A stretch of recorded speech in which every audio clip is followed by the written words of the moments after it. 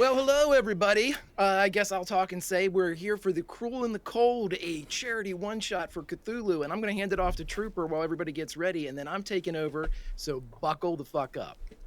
Trooper. Oh, you're what do you want me to say? Hello, That's your everybody. channel. Hi. I guess. Hello, welcome. All right, hold on. There we Welcome, go. partner. I had some extra audio coming in, had some echoes coming in. Hello, everyone. Welcome to Tales from Foxhole. It is the academic Foxhole, and welcome in. It is Friday, and we have a very special charity one-shot today, which is going to be GM'd by our very own Warp Reactor, who's amazing and whom I love, and I'm very, very excited. We are playing Call of Cthulhu, Old West, an adventure called The Cruel and the Cold.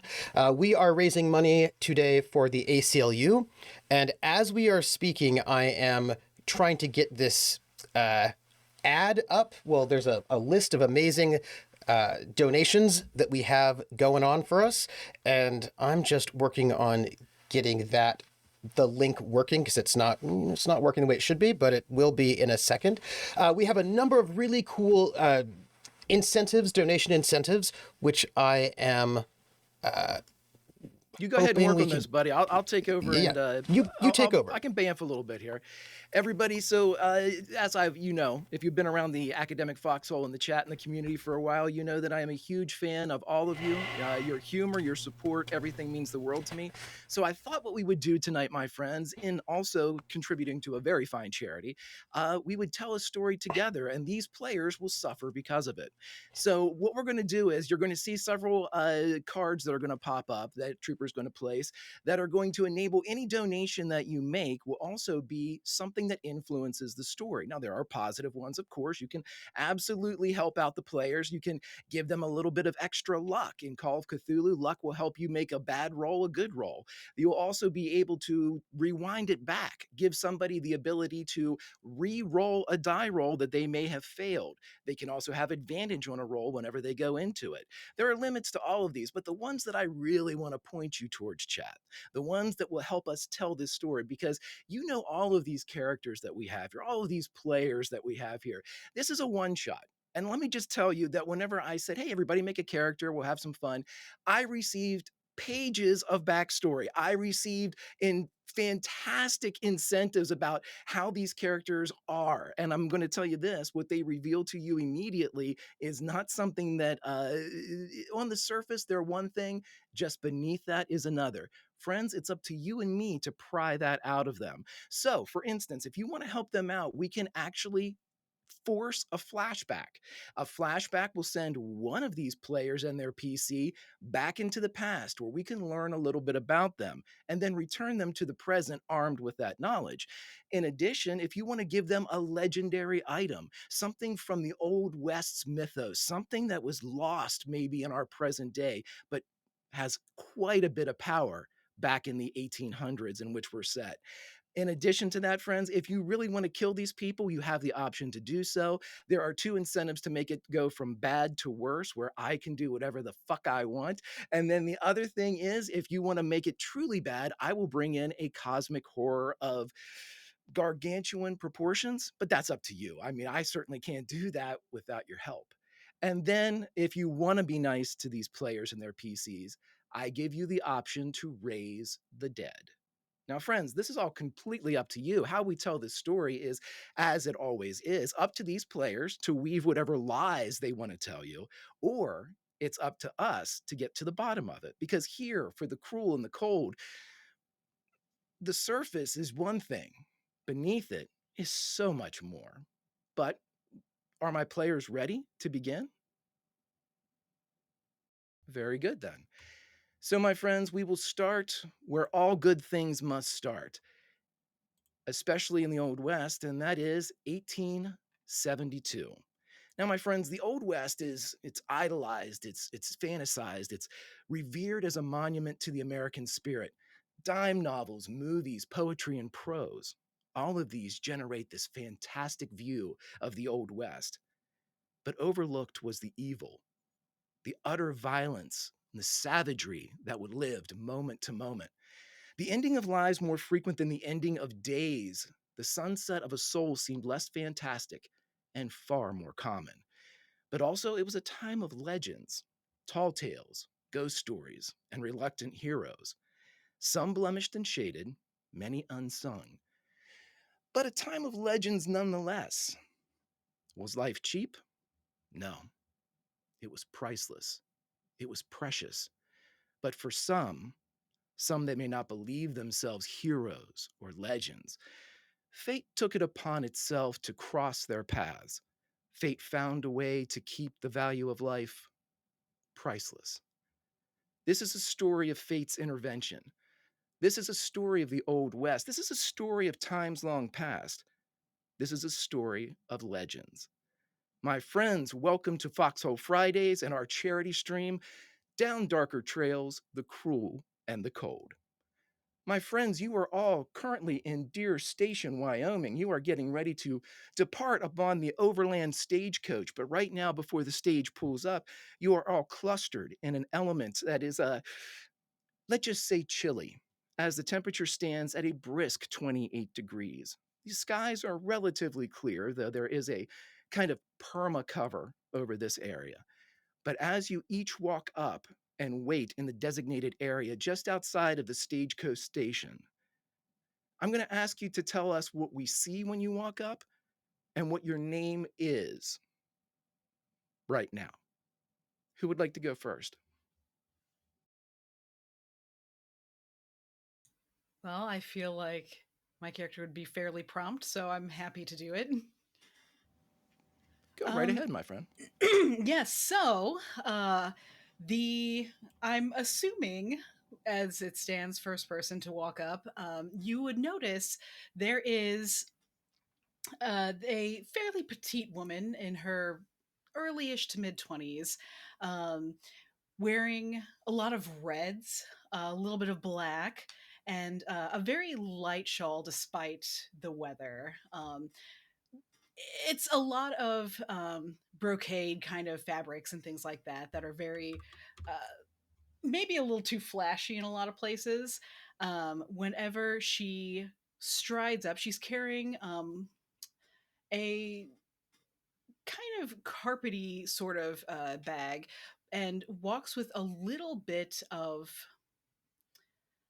not exactly a limp. It's lighter than that, but you, on looking at her, could tell that there's not a very liquid sort of motion as she moves. Um, has very long dark hair pinned up in the back, and whose name is Josephine Josie Taylor. Well, Josie, it just so happens that you're the first person there. And as you walk up and gather in this, it's almost like a pen, a corral of sorts, as there is a split rail fence that kind of clusters everybody together, presumably to get aboard the stage. And instead of opening out into a pen that would release livestock or cattle, there are several steps that are built into the side of this fence that presumably lead up to a stage. And that's when you see it. A stage with a 6-horse team comes riding down the snow-packed street. It is spitting up motes of diamond dust as the snow flakes from the wooden wheels and peels off behind it. And as the yah calms down and the two drivers pull the stage right up to those steps, two figures jump down. One, a blonde wearing furs and leathers across her as she jumps down and seems to have more energy in her step for this early morning than presumably anybody should. The other, an older gentleman, slow to get up, feeling the cold in all of his joints, slowly stands, presses hands to the back of his lower back, and moves himself down where the limber younger woman jumps down and lands right in front of you as she, boom, are you taking the stage? I am. Oh my, aren't you're fetching. Hey, OB, look who we got here. Well, And I do hear that from time to time. I do thank you, though. she sticks out her hand, calloused and rough, blistered on the back knuckles by the wind and not necessarily age, but the age of hard work, as she sticks it out in front of her and she says, 6-horse Judy. Oh, a pleasure. They call me Josie. Oh, and she takes it and she bows very low and kisses your hand. Oh, we're And going to have a Josie would fun curtsy time. back. this is gonna be a fun one, OB. And I'll be right back. And she runs Of off into course. the station proper. And OB slowly, presumably OB, slowly moves down, taking the outstretched steps that are built onto the side of the stage as he lowers himself to the ground and looks over and says, "My, oh my, youth." At this point, friends, somebody else shows up. I certainly don't know who it is. It'll be me. Why not? It's good to be getting on the road. You see a rather petite woman approach. Classic 1860s dress. Because not peak of fashion. It's not 1872. Make it if you're out east to get that peak of fashion. So it's a late 1860s dress. Probably made out of calico. Something a little bit warm, maybe some gingham. There's definitely layers. Long sleeves, high collar, with a brooch at the top, nice little pendant. With a fur cloak over it to keep warm. Looks like there's like probably a fur bonnet as well, like a little fur cap. I don't have that, or I would be wearing it right now. I only have summer bonnets, regrettably. Dark hair, part down the middle, big bun in the back. Just very typical, average looking lady. Rosy cheeks from the cold. Probably a nice leather suitcase. Nice leather trunk carrying with her. Well, upon seeing somebody coming up with luggage, OB cracks his back one more time as he walks up, and he has a bit of a manifest that he seems to be holding, and he's crossing off Josie's name as she's already kind of said so, and he walks over, "Ma'am," and he starts to grab you. You're taking the stage, right? Yes, indeed, sir. Thank you very much. Well, who am I in the pleasures of their company right at this moment? Oh, hi, I'm Miss Eliza Greene. And there you are, and he points, and he checks you off. "I'm going to put these on the back. You may take your time to get on board. If there's anything anybody needs," and he says it loud enough for Josie to hear as well, "let me know, and as soon as Judy gets back, you let her know before you let me know, because I'm older."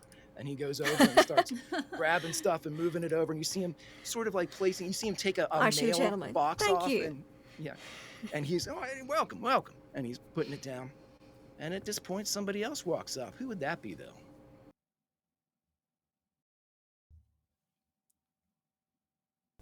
Well, I think that's me. You see a woman step up, but think more Annie Oakley and less your typical sort of range person. She's got a shirt on, a great big shawl over the top, and she's actually wearing it's a longer skirt, but it's split in the middle, more like pants, so that if riding needed to happen, it could possibly happen. Her hair is piled way up on the top of her head, like some sort of messy attempt, but the smile on her face is something charming and delightful. She strides with confidence. Well, as soon as your stride carries you into this holding pen, this corral of sorts, as soon as you break in, Obi sets the last thing down and lashes it, making sure that Eliza's belongings don't go flying along the dusty trail, or the snowy trail at this point. And he moves to get around. Now he's looking for Judy, as he's realizing he's doing a little bit more work than he'd care to do this early morning. He walks right up to you. "Ma'am, how may I help you here?" Oh, good morning. I'm looking for the stage to Cheyenne. Would that be you? You found it. And he kind of, playfully in a way, kind of cups the manifest so you can't see the names. "And who are you?" Mae Shaw. "Oh, you're lucky, Mae." And he crosses your name off. "I'll tell you what I told everybody else here. Give me your bags. I'll put them on the back. You may climb aboard whenever you would like. I'm sure they have hot coffee in the station should you need it. You may bring it aboard. I have no problem with you drinking or eating in the back. It is your business if it spills. It's not my job to clean it up." Sounds like we'll get along just fine. And she'll hand over her bags. he grabs them and again starts putting them in the back kind of carriage house that they have, and then loading them also onto the top. A big rack that could probably withstand quite a bit of storage, but so far there's only a few bags on there. As Judy pops back out of the station holding a huge cup of coffee and another smaller cup in her hand, as she walks over blowing on both of them. She, wow, it's a packed house already. And she takes it over and hands the larger cup to OB. And OB looks down and sees that she has the larger cup, nods approvingly, takes it, blows on it himself. You all right, Judy? And he takes a drink. Judy jumps back down, a little bit of the coffee spilling over her calloused hands. Is everybody ready for a ride? Sure am. Yes, indeed. Y'all been this way before? First time. First time? You get to see everything then. In fact, I've never been this far east in my life. You ain't never seen the mountain? Oh my word. And she points off and you see this massive, dominating the skyline mountain that's just off in the direction that the stage is pointing. It's a doozy. It's cold as hell up there too. I bet. You ain't been this far west? Well, what brings you out this far? Oh, If you don't mind my asking. East. Oh, this far well, east? I'm going to visit my uncle. He's in Pennsylvania. We only have hills in San Francisco, no mountains. And My. Judy like goes right up to you like, you're from San Fran? Born and raised. Oh, I've never been to San Fran. Oh, it's quite a delight. Busy, bustling town, quite a place to be. Chinatown is coming up nicely. Last I was there. Bustling, you say? Mm-hmm. Maybe I should make my way out that way. Well, you're in the wrong direction if you want to go to San Francisco. Well, business, more or less. Mm. Can we talk about that maybe a little? I've always wanted to go to San Fran, but I can't get away. It's busy as here and there again and back again and here again and back again. Yeah, San Fran. San Francisco. It's hustling, bustling, busy. Quite a big port. I think it's supposed to surpass San Diego in port size soon. Why? A lot of people coming in. It's become a bit more settled since the gold rush has been over for a while now, but, people still find their own way there. Well, I tell you what, I'll show you my mountain, and maybe I can get a rain check. You can show me your San Fran. Well, if I ever find my way back out this far west again, I might. All righty. Anybody need coffee? Oh, I'd love Sure, to- I'd take a cup. All righty. And she throws hers out and runs back in. Who is up next?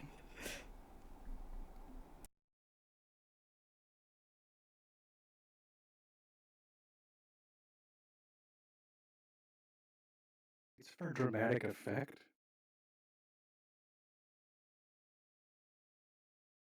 No, it's now it's got to be extra dramatic. I got to be last. Trooper, you're muted, they said. And I I'm was being tapping dramatic, away, that's all so I that- didn't want them to see, didn't want them to be bothered. You see a man come in who looks like late 30s. There's a stat in Call of Cthulhu called size, and average for everything is 50, and he's 75, which makes him, what you might say would make him quite tall, but he's actually not tall. He's more broad than he is tall. So just, like maybe a good 5'7", 5'8", but very, very sort of muscular, a bit burly. However, this fellow is wearing he's wearing traveling clothes, but they're sort of nice. Like a nice shirt with a leather vest and trousers, boots, cowboy hat, a nice sort of warm sort of inner-lined coat. Sort of fellow that looks, his clothing looks expensive. He doesn't look like a dude, but he does look like he's not a cowpuncher. He's got a rifle on his side. He's got a lasso, so he does sort of look like a cowboy, but his clothing's a bit more expensive than your average cowboy. He's got with him a banjo on his back, and he's got a big, fairly heavy trunk. His cowboy hat's also custom, so it's also nice. It's cost a bit of money, I'd say. Got a canteen. He sort of has that kind of a look of somebody, he's got spurs, of somebody who does ride, but he probably rides an expensive horse. He also looks like he's carrying some decent sorts of luggage. Notice that he, from the way he's dressed, you might have thought he would have ridden into Deer Station, but he's been around here for a while, actually, a bit. It looks like he's probably been traveling some ways from one coach to the next, and he's friendly looking. He's got kind eyes. He's got his hairs sort of slicked back, just beginning to gray. He's got that sort of, that sort of tan look of somebody who's been out in the sun quite a bit. He is always sort of watching with a smile for anybody he's got also a nice sort of flower that he was able, it's dried because right now it's the winter, but he's got a dried flower in the lapel of his jacket just to give a little bit of a something nice in these sorts of difficult days.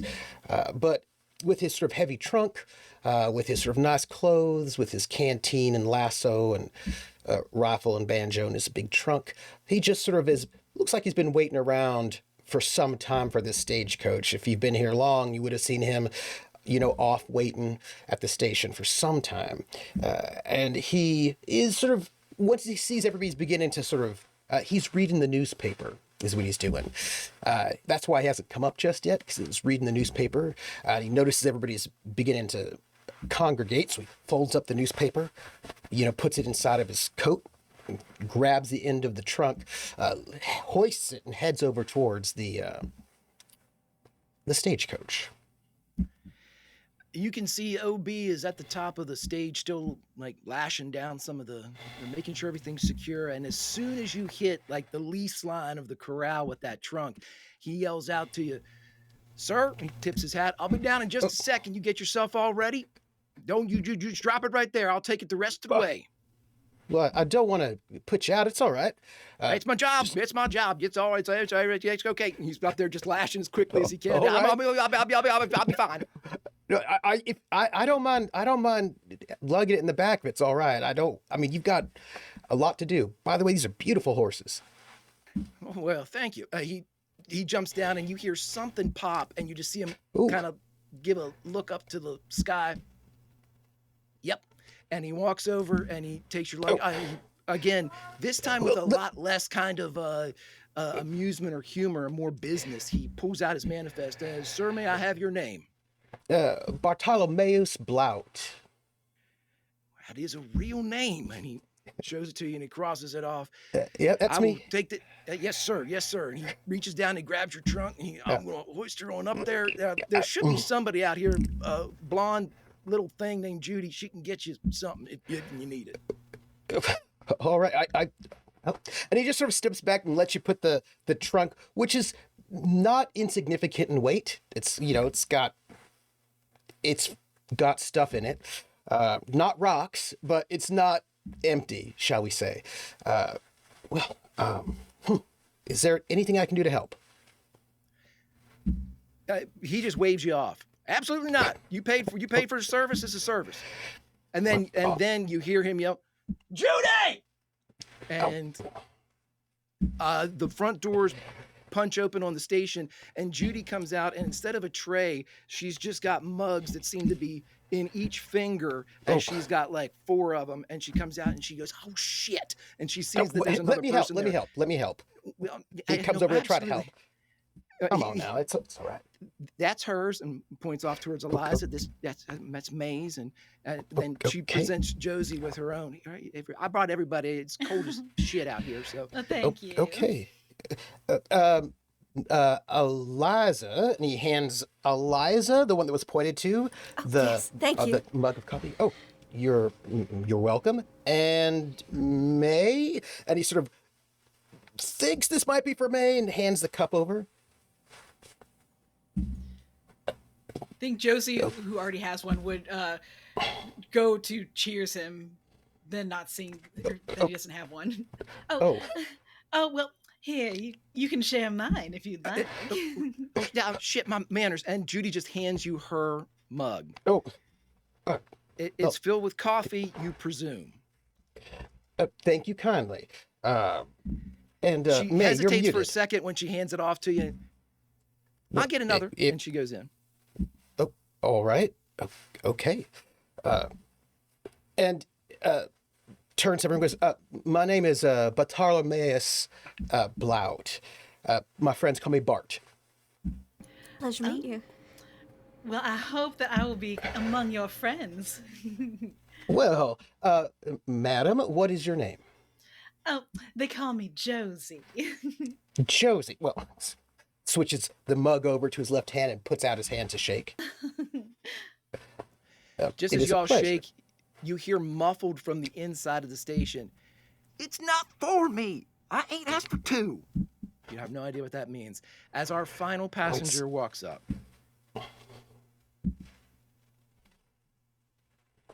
And by the way, there is under charity, there's a link, and if you click on that link, it'll show you the card full of all the different possible donations that you can donate to. Yes, and for those that have donated, I saw that Big Pig had one come in, and we had another one. Who else came in there? Rissa. Rissa. Oh, Rissa? Okay. Everybody, if there's one of those cards that you would like that equals out, or you want to break it down in a certain way, please let us know, and I will do my damnedest to do whatever it is that you have donated for to the best of my ability. I will say this, the flashbacks are, I believe, $20, and Big Pig, you put in one for $15, which gives somebody a random talent, which is very, very important, because without them, you will die. Oh, lovely. Oh, well, all right then. Who gets that talent, Big Pig? We're going to roll for it. Oh, we're going to roll for it. Even better. That shit's random. Oh, boy. Yeah, we can go through them too real quick. If you want them for Lindy? Well, basically, everybody, I'll go through them real quick here. A $5 donation will give one PC 10 luck points. If you don't mind me saying, sure, yeah. On the very far left, right, there's a panel that says charity, and there's a link that says donation incentives. If you click on that link, you'll bring up an image with all the cards. And then please, if you would, our dear GM, continue on. Absolutely. So yeah, go to those cards. Let me know if there's anything in particular you would like. If it's self-explanatory, that's fine. For the two positive ones, for a little luck and an advantage, you can actually name the person that you would like. Everything else is pretty much random. So we make sure that things get spread out. If and what you mean. Oh, actually, you know what? The talents are can be named off. And I think Big Pig said for Lindy. So Lindy, I am going to ask you to roll a d10 while we're waiting for our final person to show up. I'll roll 1d10 for you right now while we wait for Cord. Just in case you didn't, you know. Yeah. 8. I got an 8. Sorry, Cord's not here right now. I'm in character. Well, we don't know your character's name, so I couldn't. Our last person to join. Now, Lindy, you may, because this is a donation, you may share this with chat if you would like. Everybody else must pretend like they do not know what it is. But I will send this to you over in our chat. Oh, wonderful. I can't wait. But it's terrible. Oh. Well, that seems strange. Alrighty, everybody. So our last person, as they creep forward, what would you like? What time of day is it? It is 8:53 in the morning. Clear day. It's not doing anything, but there's a sort of a perma cloud of gray over everything. If I were a poet, I would say it might be pregnant with snow, but I'm not one, so it's just over cloud with gray. I think as you are all talking about coffees and things and getting to know one another, there is a shape of a man with a large brim hat, wearing a leather jacket with fur lining, He's got a gunny sack over his shoulder, and there does seem to be an iron on his hip, but that seems to be tucked away under that fur as he sort of steps close, but still sort of looking towards the stagecoach as if he is inspecting or looking for something or someone. Excuse me, is any of you Orville Banks? The doors burst open and a blonde in kind of leathers pops out, and she sees you just as you walk up. Oh my, OB! I think this is the last one. And she's got another cup that she takes a drink. Oh, would you like some coffee, sir? Yes, please, that would be great. Just give your bags to OB. All right. And she walks inside. He adjusts his bag and slides it off of his arm and gives it to them. Mr. OB is Orville Banks, I assume. And OB gets back down, favoring, landing on his solid left leg and avoiding the right as he hops back down. Son of a bitch. And walks over, and he has his manifest out. Sir, your name, please. Jed Elliot. Jed Elliot. Yes, sir. That makes a full house. And he folds up the paper and puts it into his inner pocket. Let me take that for you, sir. That's right. I'm here to help with protection, security. You need anything else of mine? Well, I'll tell you what, you got that iron on your hip. If you want, I mean, we've had problems, but on a day like this, we shouldn't have. I'll tell you what, I'll give you the shotgun. You can put it to back. I'll stay with this, thank you. As he sort of races. Alrighty. And he takes it, and as he's walking back, he realizes that he has loaded the entire stagecoach, as Judy has been in and out delivering coffee, which doesn't really seem to be her job, at least the expression that OB is giving towards the station house, as he just keeps flaring back. Son of a bitch, but pop my fucking knee out. And he goes over and he starts loading back up and putting stuff down. And Judy comes back out, and she's got another cup of coffee. This one in a tin. It looks like they ran out of like their actual like ceramic ware, and she brings it over to Jedediah. Coffee, sir? Oh yes, thank you. Oh, you're quite welcome. Woo! Woo! She says. Can I get anybody anything else? It's a busy morning. And OB glares at her from the top of the stagecoach. I should help. And she runs off towards the stage as OB finally switches positions with Judy and gets down into the snow of the corral, the hard pack, as even in this snow is packed so hard here that you're not leaving footprints. It just seems to be almost a permafrost against the ground. A little icy. Well, it's not really icy. There seems to be gravel thrown down and some sand to keep people from slipping and falling and getting pissed. Yeah. So, but at the same time, they want to make sure that everything's okay here. OB walks over, checks off everybody, double checks his manifest, and looks out. And you see, he seems a little uncomfortable, even in front of a group of 5 like you all. But all right. Good morning, everyone, and welcome to the Butterfield Overland Stage Company. My name is Orville Banks, but my friends and passengers just call me OB. Looks like you are all headed to Red Rock, and some of you on to Cheyenne. Should you all be going to Cheyenne, we should have you there by supper tomorrow. And he looks up at the sky. Fantastic. Providing this weather holds, been colder than a witch's tit, and he looks at all the ladies. I apologize, everyone. No need. Well, it's been mighty cold for this time of year, and mighty cold, but we got a strong team, and then we got another waiting at Millie's, should we, or Minnie's if we need be. Should see us all the way to Cheyenne ahead of schedule. Then he pulls out his pocket watch. Oh, shit. He looks at everybody again. Sorry, I got the trail manners. I want to say we got us a chance to catch up to Toby's team. He's running mail, and that bogs him down quite a bit. But I'll get you there quick as a skit, and hopefully before any of this stuff starts. Questions for me? Well, good. You're the perfect batch. And he goes up and he opens up the stagecoach door, and inside you see a very plush interior. It seems to be both fur and leather lined. There seem to be kind of like leather flaps that can drop over the open windows. Again, it's in the high 20s here. There's no wind blowing, luckily, but it's just as cold inside the stage as it is outside the stage. But he opens it up and he offers his hand to help whoever would like to load in first. I think Josie will just. I'm right behind Josie. Oh, well, thank you. Right, yes, ma'am.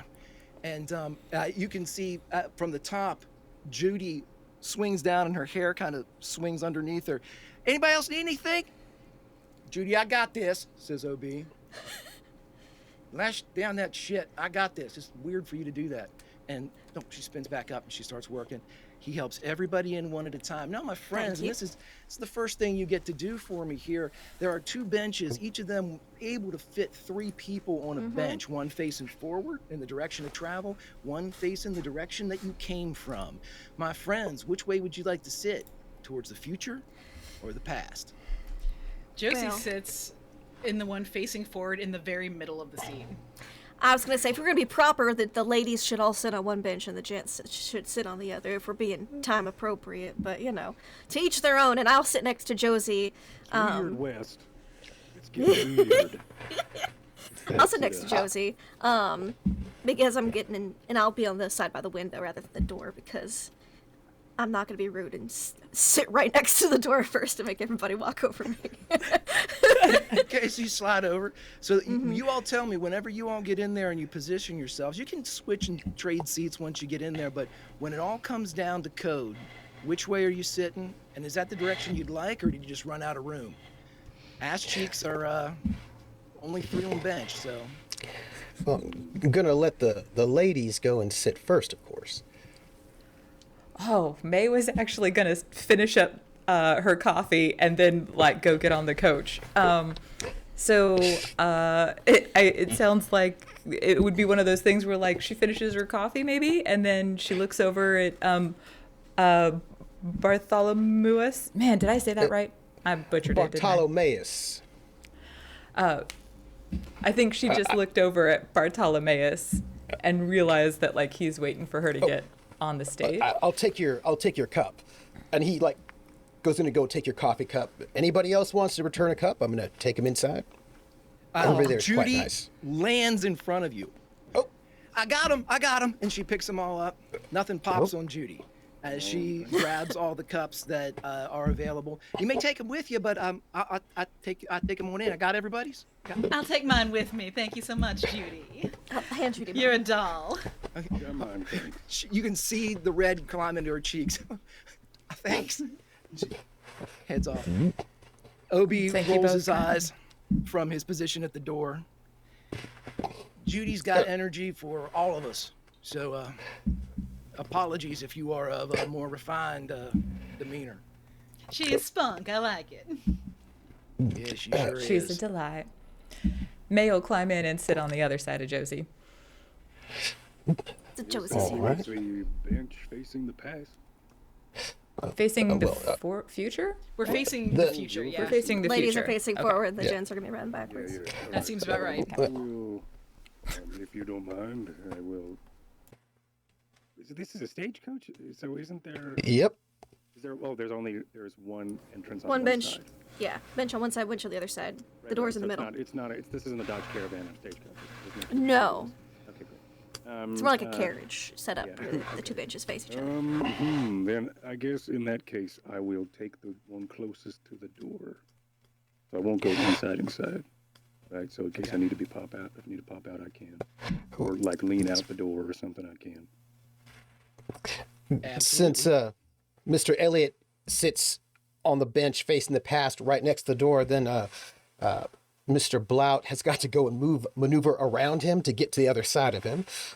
Does and sits down and sort of leans his rifle right there in the crook between the outer window, and he sits himself down and makes sure that his clothing is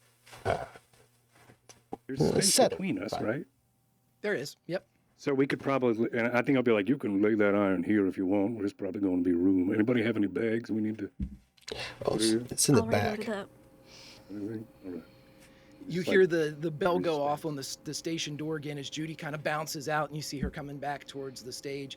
And she gets up and she closes the door, and you see her twist it, and you can see the reciprocating handle on the inside kind of lock it in place. Got the door here, got the door on the other side.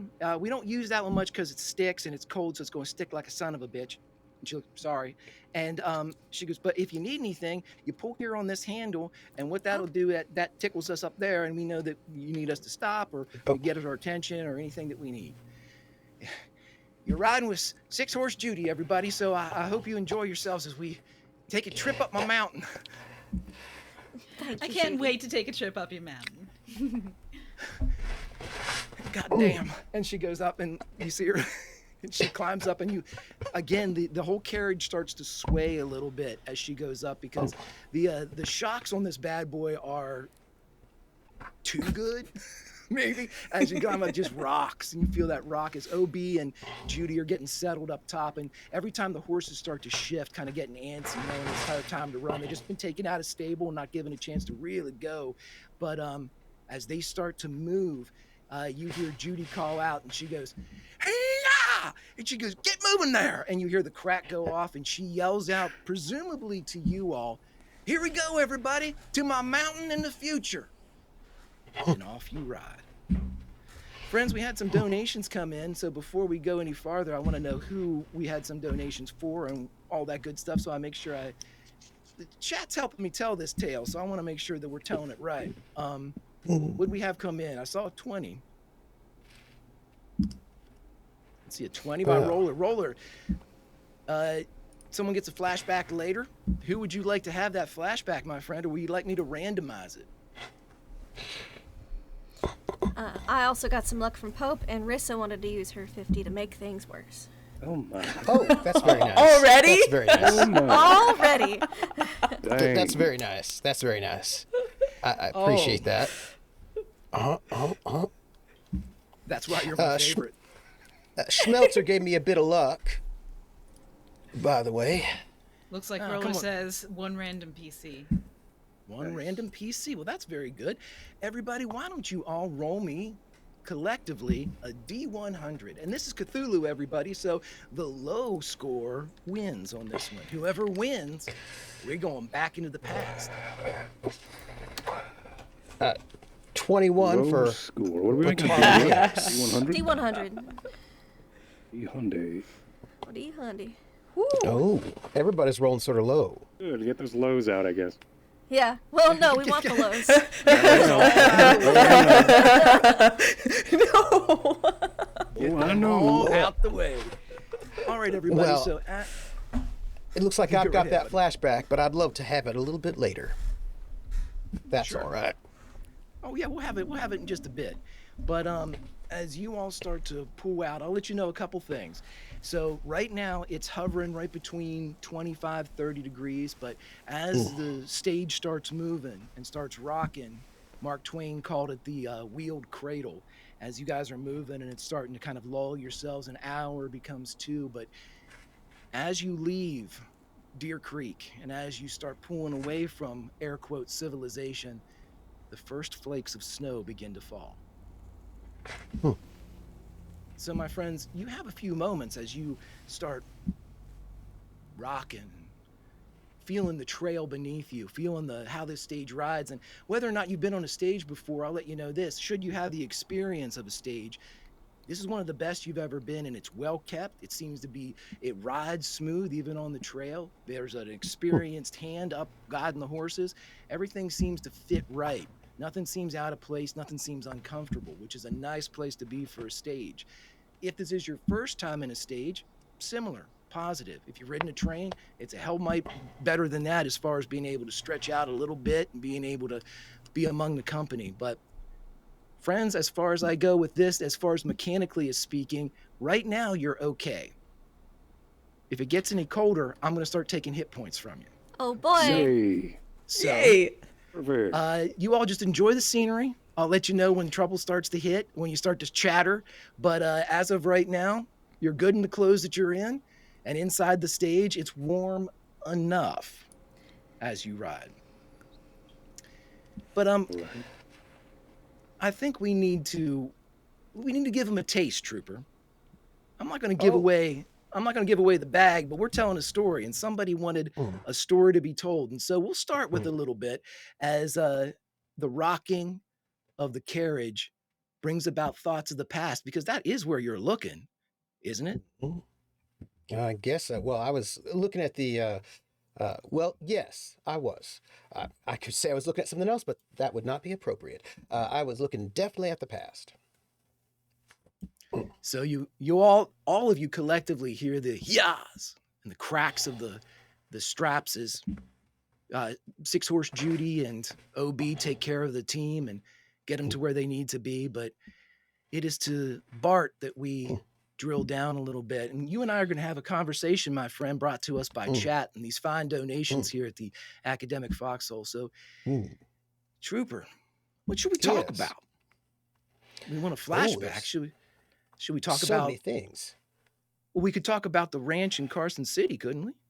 Oh, we could. I mean, technically, it's just outside of Carson City because it's a fairly big ranch, but Carson City's close enough. B-Bar Ranch. That's right. But we could talk about the ranch. Maybe we could talk about that new bride waiting for you in New York. Could we talk about that? Oh, Rose Donnelly. Well, I am, after all, engaged. I am betrothed. One of them picture brides, you know, when the ratio of men to women out here in the Old West is not always the best. And I have spent a lot of time trying to make a name for myself, make a success of my life. And I have a very, very successful ranch right now. I'm right outside of Carson City, Nevada, if you know it. I've heard of it. I've heard of your ranch. It's very successful. It's been made in the rounds, but it's not that. I'm not. We were going to talk about that one waiting, but why don't we talk about your other wife? Oh, well, I'm assuming you mean Katie. No, the other one. Not Katie. Oh, well, I guess in that case you probably mean Gretchen. The other one. Oh, huh. My first then. Oh, well, Marie was her name. Marie, she was French. That's the one we should talk about. Yes, Marie. She was French. She sounds nice. Yes, Marie Rambeau was her name. Marie Rambeau. She was, well, yeah, she was lovely. She was, wasn't she? Well, this is a bit of a paid for event. It is a forced march, so to speak, into your past, my friend. So why don't we talk about that last hour the two of you shared, shall we? Marie? It was your anniversary, right? It was. And by the way, Katie's, everyone called her Darcy, by the way. That was... Darcy. Number 3. Yeah, Darcy Farrow was her name. But we're going back to Marie. Marie, yeah. We're going back to Marie. But that was with Marie. Now, that was your anniversary, right? You were cooking for her, weren't you? Well, it was, if you spend a lot of time out in the brush, you learn how to make food. You make chili, very good at that sort of a thing, a bunch of things. And I was making her a chili, like you'd have on the trail for our anniversary. She was her English was coming along very well, and she was pretty as a picture. She just told me the day before that we were going to have our very first child, and I was very excited. I don't yet have any children. Yeah. I was. Well, congratulations. I mean, off a little bit, but belated. Oh, thank you. Unfortunately, But this was the last hour y'all spent together, right? it was. Oh, You know, that's a shame. It does being sound out, delicious, though. That chili. That sounds good. yeah. What do you put in that chili? What's your? Do you have a special ingredient? Well, I have a number of special ingredients. You have to actually have a lot of peppers, Peppers. a lot of chilies, as a matter of fact. But Sounds spicy. It is. I was hoping it would make her feel better. You know, she'd been doing poorly, congested, and I thought some chilies would just clear her all up. That's the way we do it out in the trail. But unfortunately, she didn't get better. She did not.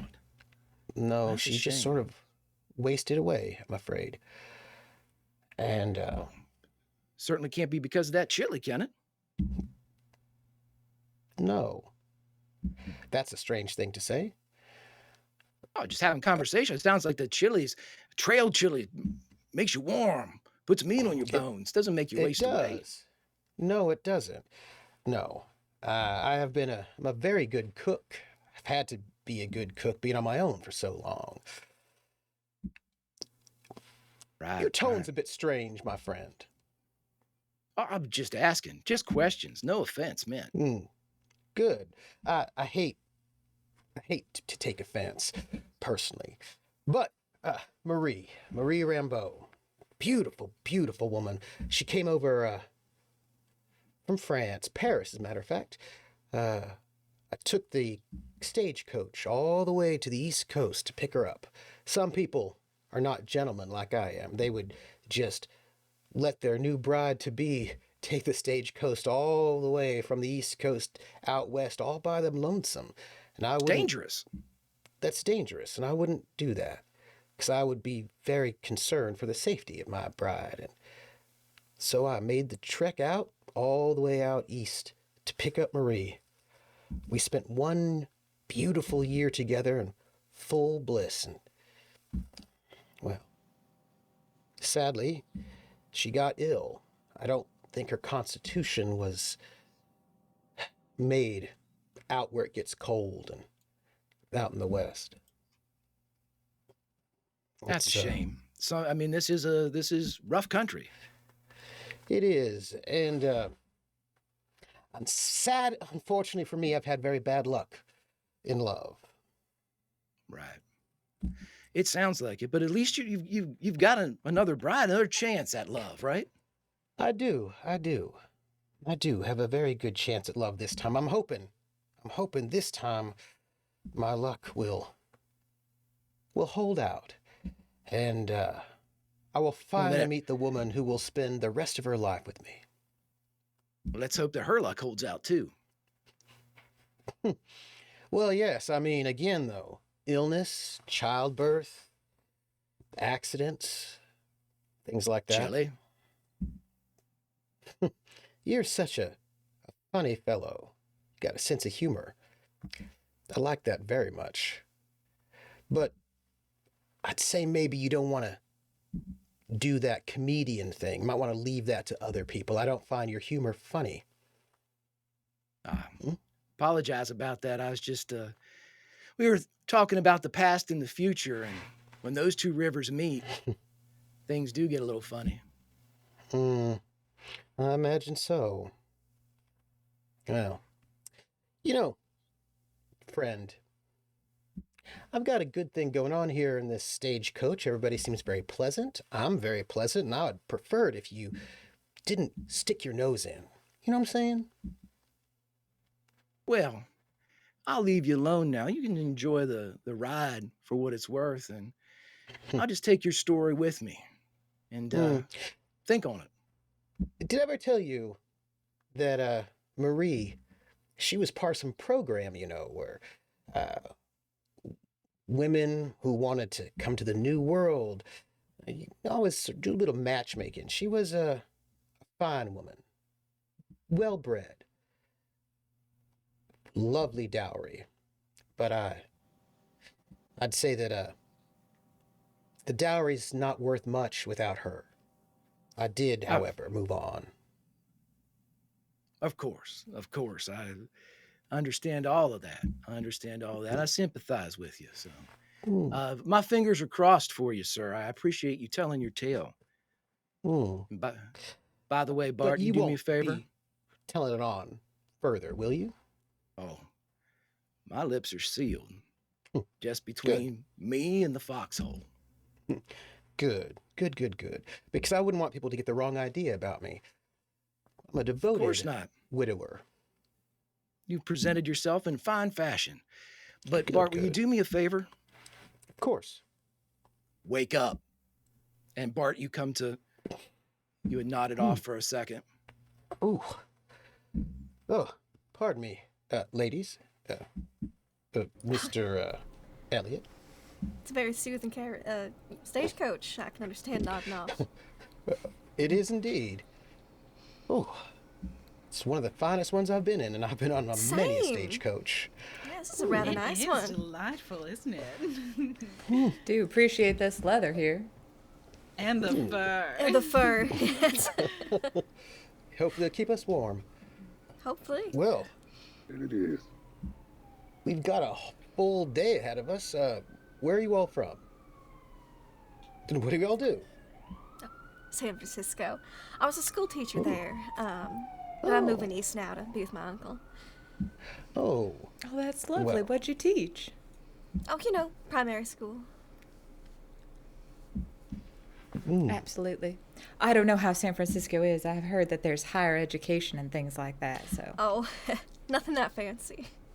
well, I heard it's a little bit wild over there on the Barbary coast of San Francisco, though. Can A be. little dangerous. Well, and you said it is a happening place to be. It sure is. Always a lot of people. Ah, that sounds magnificent. Yeah, well, what about you, ma'am? Josie.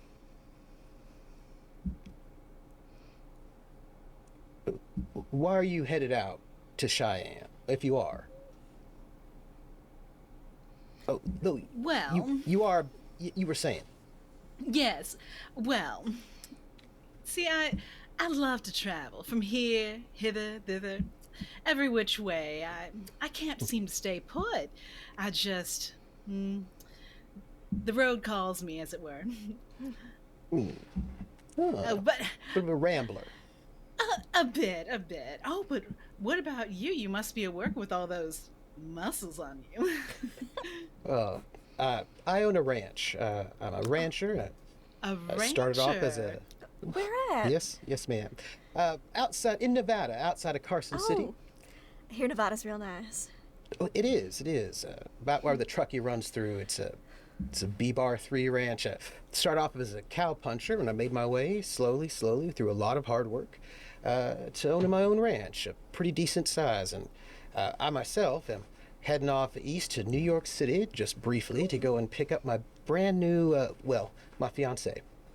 Oh, Congratulations. betrothed. Congratulations. Well, My congratulations. goodness. Thank you. Indeed. Thank you. Happy days. I am particularly excited myself. I'm really looking forward to it. I've got my tuxedo in the trunk, just in case, so I can make sure I'm all, well, I wish your union plenty Ready. of happiness. thank you. Thank you very much. She's tuxedo coming from over here. Ireland. Oh, yes, sir.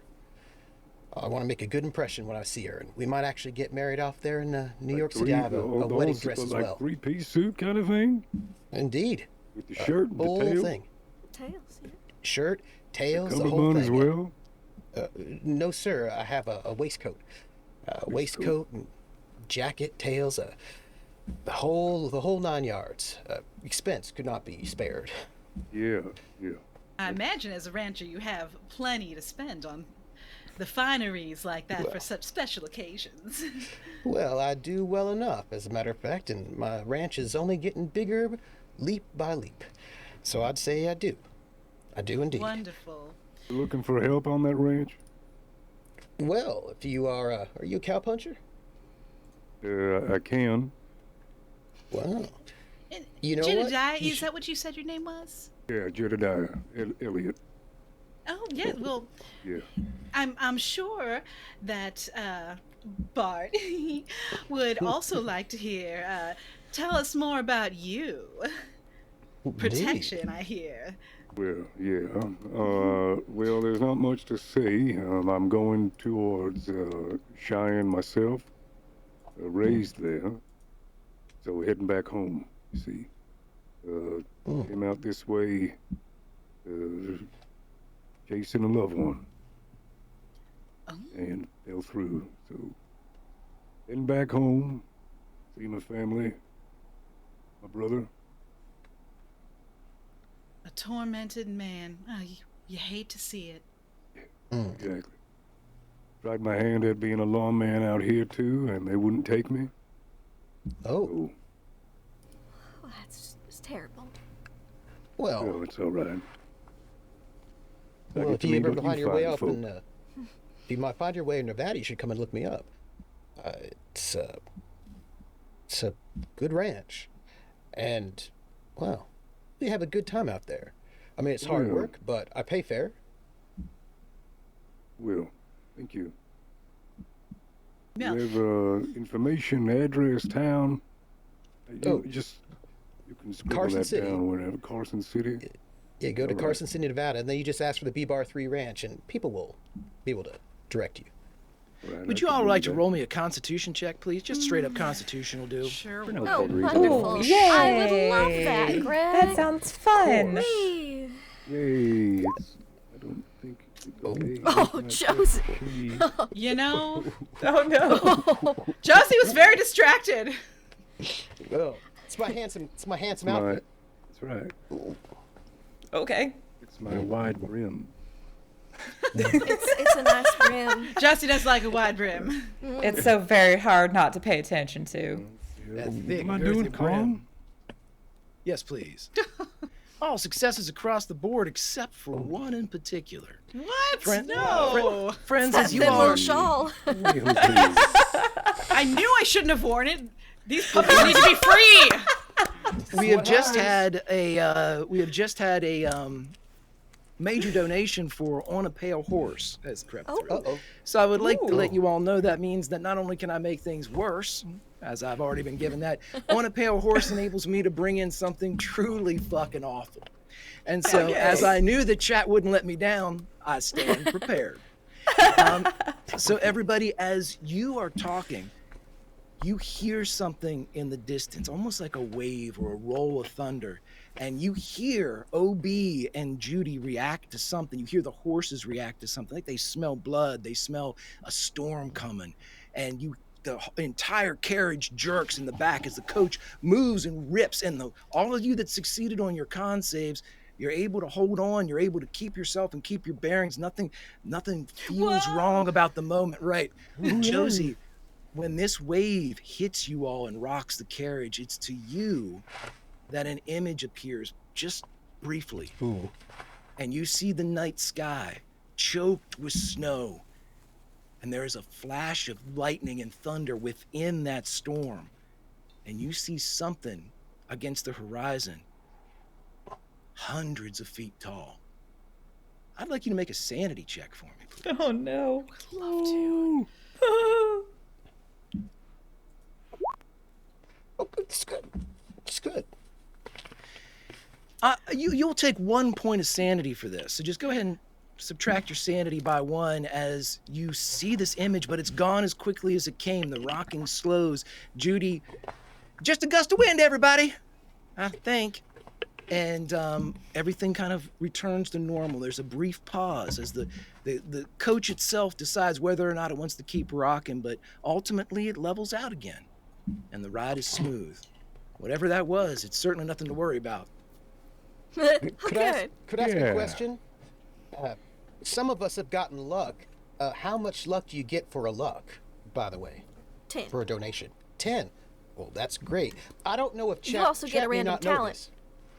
Chet may not know this, but in Call of Cthulhu 7th edition, you have luck, which you can use to, spend a couple points to make that skill roll you have just a little bit higher. So if you missed it by 3, you could spend 3 luck and you could make it. But we only get to start off with 20. So That's right, chat.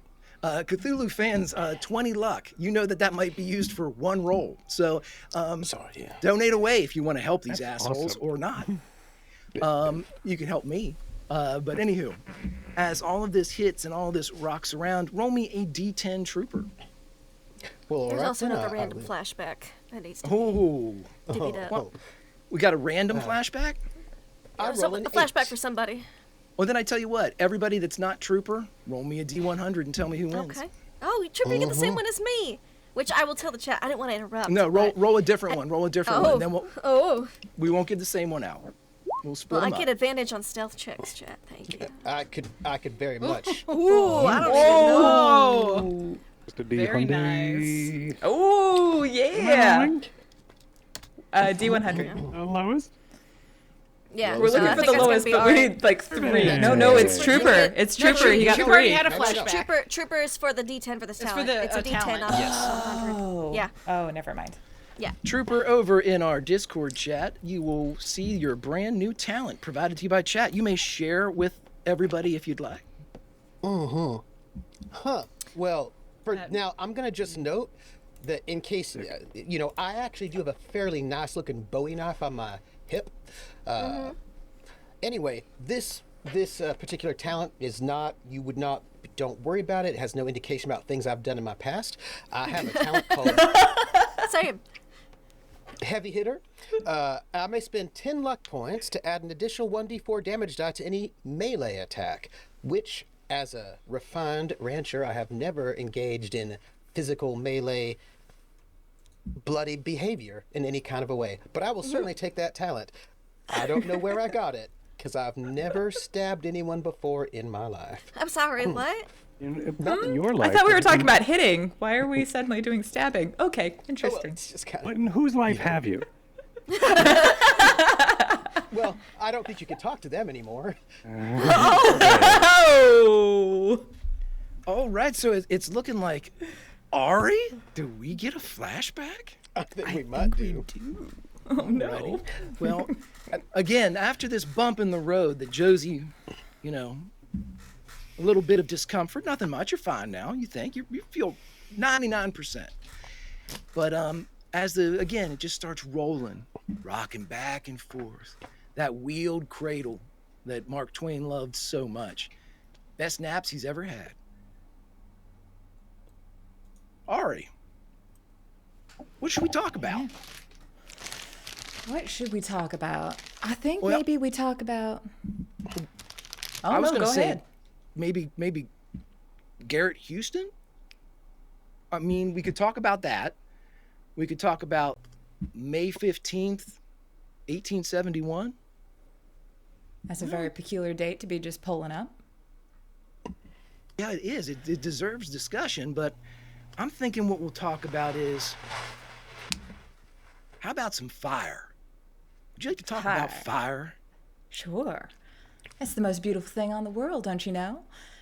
You get a good lick of fire and you can stay warm on a cold night. You can do so many things with good lick of fire. It's beautiful. You can stare at It it. is. You can stare Almost like at a it. work of art. You can see it crawling up a piece of wood and burning its beautiful way along. You can see it bringing justice to a tough world. That's a fun thing to talk about fires, justice. Ain't Now, it? there's some names. Let me see if I get them right. Colin, Peter, and Francis Brewster. Now, these three brothers, it's almost like a fairy tale. They married 3 sisters, Candace, Catherine, and Claire Tucker.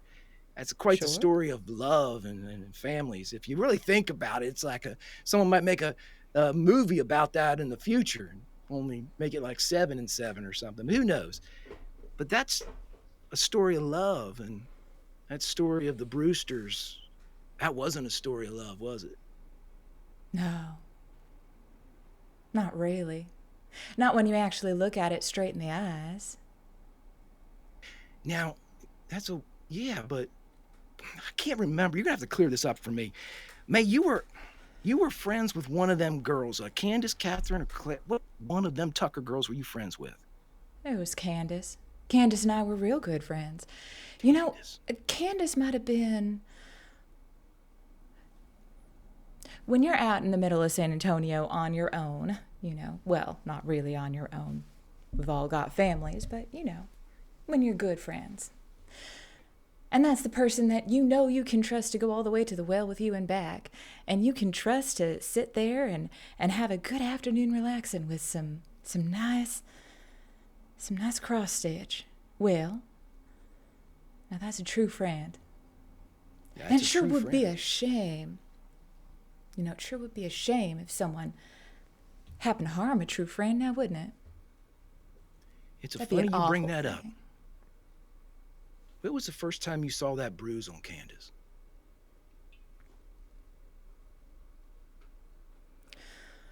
Well, now that would have been June 13th,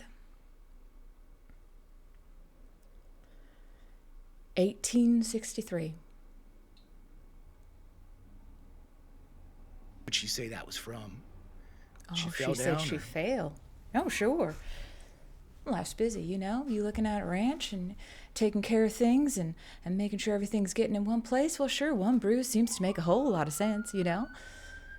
Sure, and then maybe another bruise does too, because of course you might hit your hip when you're running through, and that might have mean you fell down and then your face hit the trough, and yeah, sure, that makes a lot of sense. Accidents happen. Sure, it's dusty out there, and your feet can slide. It's a sure Candace was Sure never thing that clumsy, can though, happen. was she? no. No, she wasn't clumsy a damn day in her life until she got married. She sure as hell wasn't clumsy whatsoever. You know what's funny, though? You know what's funny? Fire ain't clumsy either. It sure ain't. Fire just takes care of things. Real got- effective, like. Purpose. Sure. Provided you aim it. Provided you aim it. Sure, you Now, don't if I- want your campfire just running amok in the wild. You want it to stay nice and cozy in your campsite, keeping you warm and safe. Right. So it has a purpose to itself, a destination, if you will. Almost like riding in a stagecoach. Fire's got to stay put and do its job, or go somewhere else and do its job for someone else. Sure it does. Doesn't everybody have a job to do in this world? They surely do. They surely do. Now, I remember something about them Tucker boys. They had two things they liked a whole lot. One of them was drinking a lot, and the other one was beating on their women. Yeah, sure Isn't that was. true? Seemed to take a real pleasure out of it, and didn't seem like anybody else was really paying any kind of attention, you know? It's funny how people pay attention, though, when the barn burns down. That does catch an eye or two. It does. It does. It's real interesting. Real interesting, especially if people happen to be stuck in that barn at that time. Heavens. Kind of also keeps things clean, doesn't it, though? You know? Someone who might have just enjoyed beating on another person for fun might be stuck in a barn while it burns down. Well, my God. I ain't Seems never like maybe known anybody- justice got done. I know. Justice is a way. It's a word. But I ain't never known somebody that can win a fist fight with fire. I What never happened to got them in a boys? fist fight. All three of them were in that barn, weren't they? Sure were. Funny thing, ain't it? How I all think three it's of them need to be hilarious. working at the same time. So do I. I do admit just slightly seeing that barn going up in flames, not knowing, of course, that they were in there. I may have laughed a little. I'm gonna tell you a secret, just between you and me. Sure. I think that shit's funny as hell, too. Ain't it just? Some nights, I remember it in perfect detail, the way those little red flames curled right up the door, the way those screams started out, all the horses safe in the corral. Candace, over at her mama's. You know, the funny thing about that is, the story I heard was that they were in there screaming. Sure They were were. burning. Was awful. I would have stopped it if I could have. Well, you can't. I mean, with something that big, you gotta... Watch it Unfortunately, you go. just gotta keep it from getting worse and going another place. But That's right. the thing that I think was the weirdest part about that whole story is that the last thing anybody heard come out of that barn, the last word screamed, was Candace. Isn't that weird? Sure is. Sure is a weird thing to be screaming as you're dying. Sure is. Ah, well, shit happens. Sure does. Happens whether you want it to or not. That's life. Sure is. Mae, can you do me a favor? Oh, what's that? What can I do for you? Wake up. Jed. Jerk forward as, again, you catch yourself.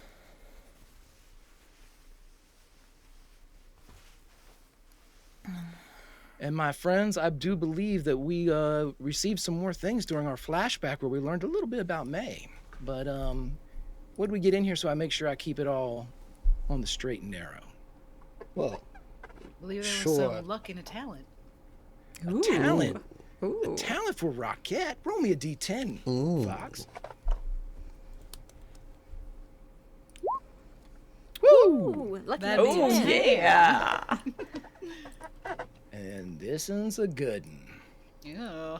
They're all good, but this one I like. Ooh, nice. Someone Oh. just became a little more strong-willed.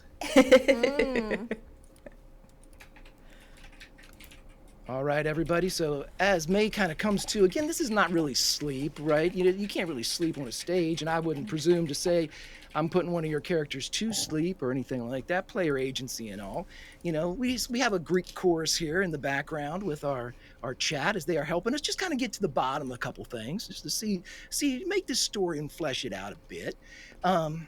So, my friends, as you were riding, and it's getting long in the afternoon. Or getting, it's getting towards midday. I'm sorry. we haven't been able to ask Miss Shaw what she does and where she's coming from. We've asked everybody else. Why me? Well, I just go wherever the wind takes me. I'm particularly good at cards. Do you play yourself? Cards, you say? Oh, do I'm you not a play? gambler. Well, I never leave without my cards. Oh my goodness. Well, What do you play? well, poker. Are we all gamblers here? Wonderful. Oh I'm not. no. Gambling is a strong word, I feel. You Enjoying all the look like spirit of the gamblers, that's all. game. Do you have a Mr. problem Elliot, with do you gambling? play? I have. Well, Well, there are 5 of us, and myself and Miss Greene. Assume you. By the way, I just have to, just out of character. Well, Oh, sort sure. of. I just look at everybody's hands to see if anybody's married, because I want to use the right term. We have any no misses or misses? I'm just looking for Miss or Mrs. Eliza is not wearing a wedding ring. So Miss Greene. Yes, Seems that you and I are the only non-gamblers here on the coach. so it would seem. well, what happens in the coach stays in the coach. Shall I deal you That's in on a so. hand? Well, Oh, I'll no, sit ma'am. this one out. I'd rather watch everyone else gamble. I'm not much for taking risks like that myself. Well, I myself am also quite risk averse. What about you, Ms. Shaw? Of course I'll Jed. play. Yeah, I'll play. Deal me in. Wonderful. What are we playing? Well, straight poker, I'd say. All right. Works for me. You all hear from the window close to there's a little cutout window close to this one would be right beside where Jed is sitting, because Jed said that he was inside the door closest to the. You see Judy's face appear. Are you all playing cards? Oh, God. Shit! Sure are. OB, they're playing cards. Judy, should I deal you in? And she looks up. OB, can I? He says I can't. There's room. She just gets up and you see her. Well, You could take my spot. Oh man, I'm not playing. It's cold Not out am I. there. Jed, you can hear because you're closest to the window. That man said I could take his spot. You hear OB said, "You've got a fucking job to do." That's it. Mae doesn't actually laugh, but she definitely like smiles a little bit more. Ma'am, if you want to come in, you can. I could sit up there for a bit. Well, there's actually room enough if, I mean, here there's True, room for but if 6, she there's only wants- 5. There is room here next to us. But if you need a pair of eyes up with OB, I can spot with him. Oh, don't leave us, Jed. Jed, I you're thought the you only were going to play, Mr. Elliot. Well, I Jed, could, but, you're the only one that can hear this. You hear just almost like a metronome. Please, please, please, please, please, please. And finally you hear a bee go, fuck, go ahead. And you see feet first coming in the window beside as she's pulling herself in. Her leathers pull up a little bit as she comes in. Woo! sort of like pass her over my lap into the seat Right. next to us. And she when she lands, she slaps your thigh and she goes, thank you. Thank you. Sorry if my hands were. Just in time. Oh. Well, I'll just, I guess I'll just play a little bit in the background. He sort of pulls his banjo out and he starts to play a little bit, just a little sort of mellow sort of accompaniment to Oh, charming. this. Mr. Banks, do you want me to head up there? Heading out. Yeah. OB looks down and he goes, you are the only, I've been doing this 17 years, and you are the only sumbitch that's ever asked that. He goes, you will be remembered for the rest of my life. I'm fine.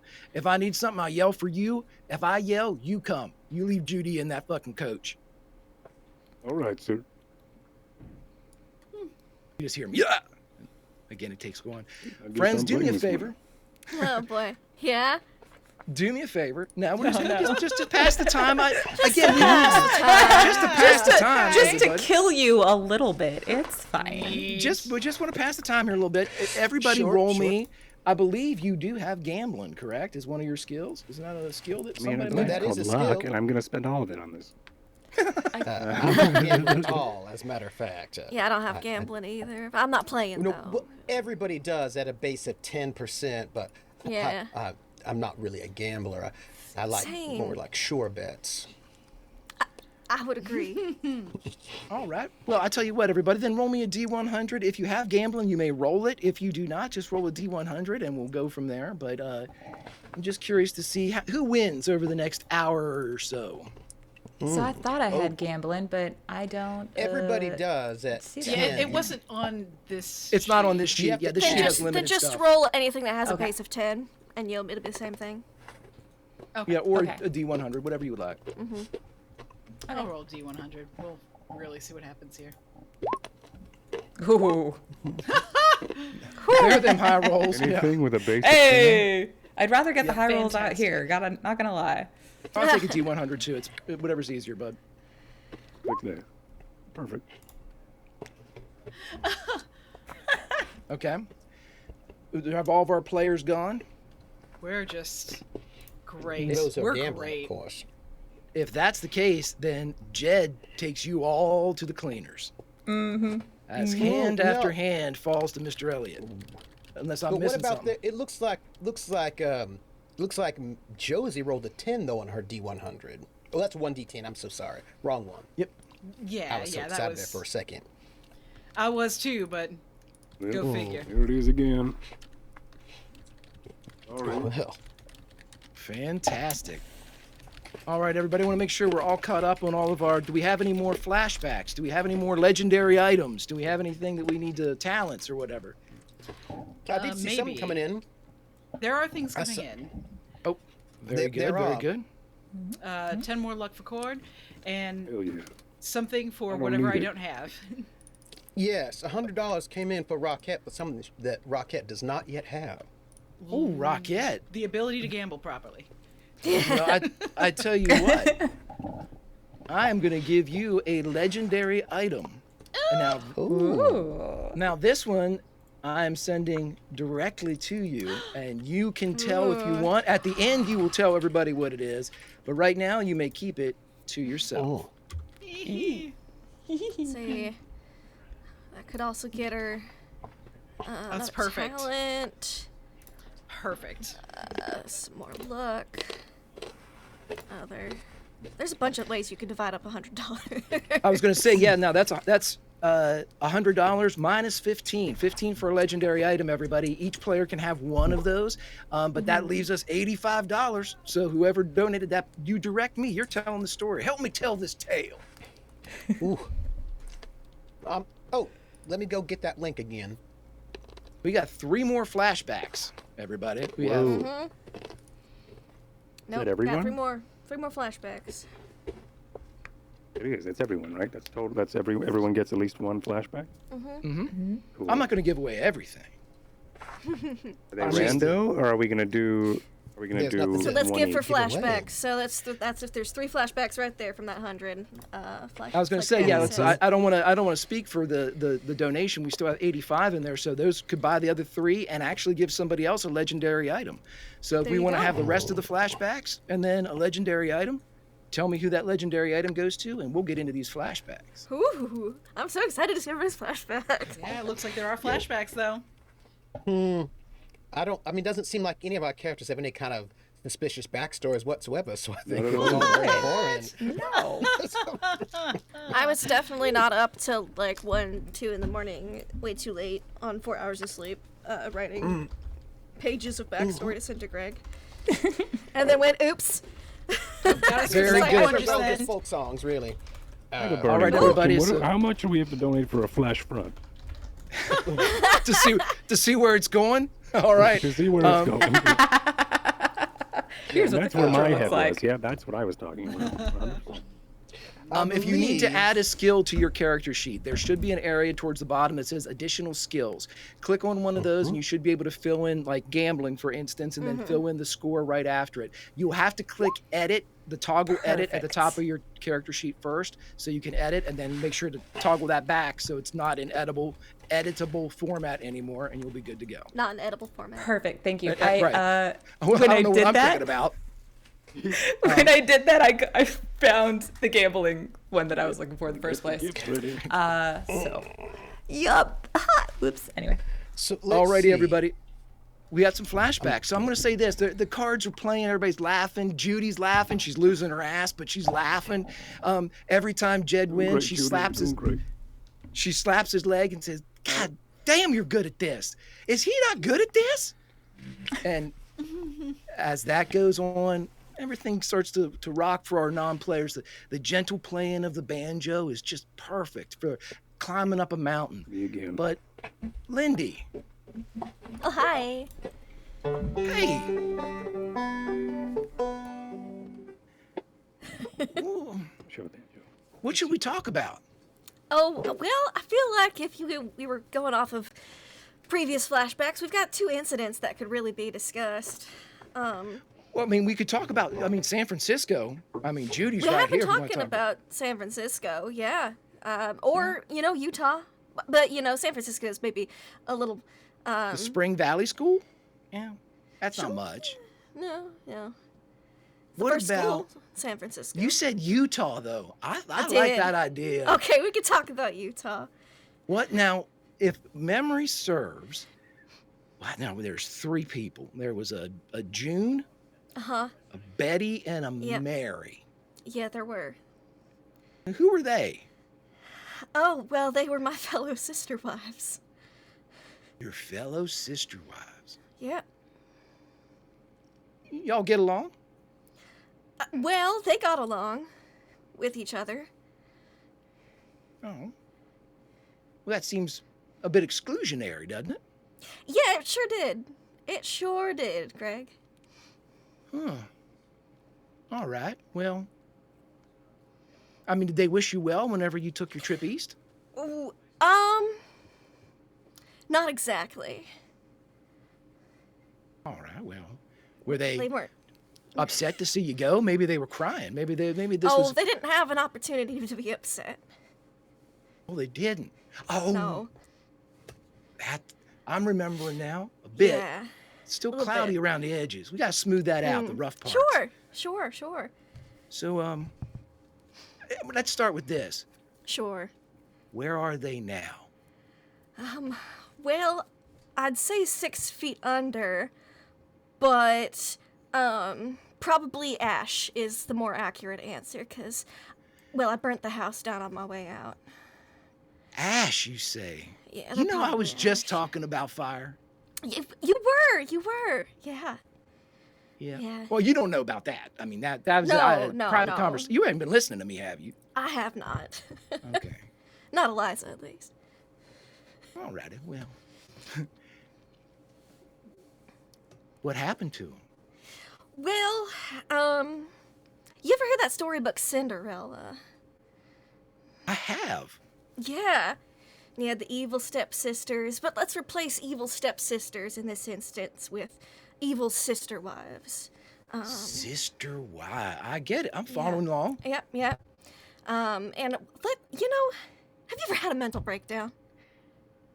Well, I mean, when you're a keeper for Call of Cthulhu, it's sort of mandatory. It's sort of mandatory, so yeah, I may have had one of those one day. It's just a little too much one day. You know, I really didn't know much about Mormonism when I became the fourth Mrs. I forgot my own last name. Felston. The fourth Mrs. Felston. Right. Rupert. Rupert, yeah. Old Rupert. Rupert Felston. Was a card, wasn't he? Yeah, he was real sweet at first. Real sweet at first. Yeah. Fall in love with Rupert? If you mind me asking, it's forward. It was a whirlwind. A whirlwind? Was it a romance or a whirlwind just crazy action? More whirlwind romance. You know, we got married within a month of meeting, so. That's pretty quick. It was pretty quick. I didn't know a lot about Mormonism then. But you learned, didn't you? I sure did. I learned that it's not for me. It's not for you. Not for but me. it seemed to be for June, Betty, and Mary, though, right? Oh, yeah. They were very excited to have someone else join the family to push all the chores and stuff onto. Now, was it just chores that they made you do? Because to me, that doesn't sound that bad, but... No, not exactly. Rupert was very involved in the temple, so, the Holy Basin Kingdom and whatnot, so he wasn't home all the time. Okay. Rupert was absent, sure. He was, sure. Came around, but he wasn't there every night out of the week. And let's just say, my other Mrs. Felstons, they weren't the nicest. I think they could have paid more attention to the lessons in the temple, is what I'm saying.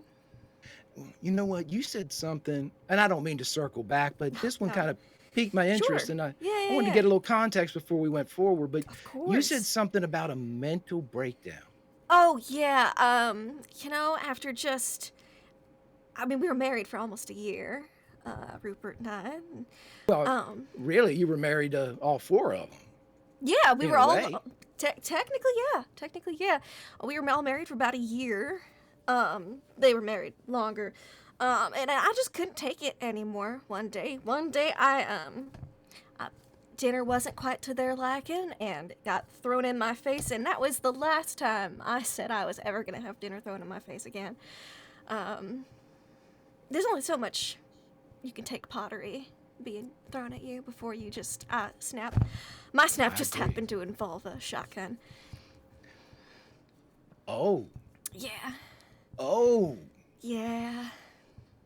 Well, that's more than a snap. I mean, it was the straw that broke the camel's back, you could say. You could say it shot its back. Yeah, repeatedly. Yeah, just a little bit, just a medium to large mental break snap. You can call it what you like. I feel really free now. Eliza, I have a question. Sure.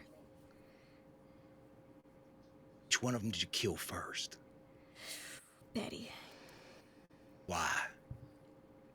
She was the worst. Middle children, They were all sisters. Oh. Yeah. So Betty, how close were you?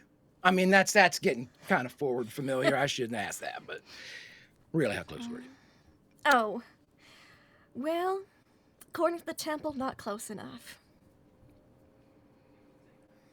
Did she die right away, or? I mean, this is Well, gory. she did. These are. She did. She did. She did. What about June and Mary? Well, What did they do during all this? They screaming? They better be yeah, screaming. they were. They definitely were, and that's what Rupert heard. I didn't know he was putting up the horse in the barn. I didn't realize he was coming home that day. He came home that day. Came home. Now were good old June, Betty, and Mary, were they still breathing, or were they getting colder and not older by the time Rupert made it in? Well, let's just say it. Betty was quick. June was very quick. Mary was pretty good at. She was pretty sprightly. She took a couple shots, and well, that last shot is what Rupert walked in on. I mean, good for Mary, maybe. I mean, they say it takes tough women out here on the frontier. Rage against the dying of the light, I guess. But, well, I mean, Rupert probably wasn't too terribly happy. No, and he realized that he had left his gun in the barn, so... That's a mistake. It was on his part. So I chased him out to the barn, because, well... No witnesses? Well, sure, I mean... were you thinking that way? No witnesses, or was this just fun? I wouldn't call it fun. I would call it freeing. Like a weight off my shoulders. I like that. Erasing past mistakes. Clearing your ledger. Clearing my ledger, yeah. I like that.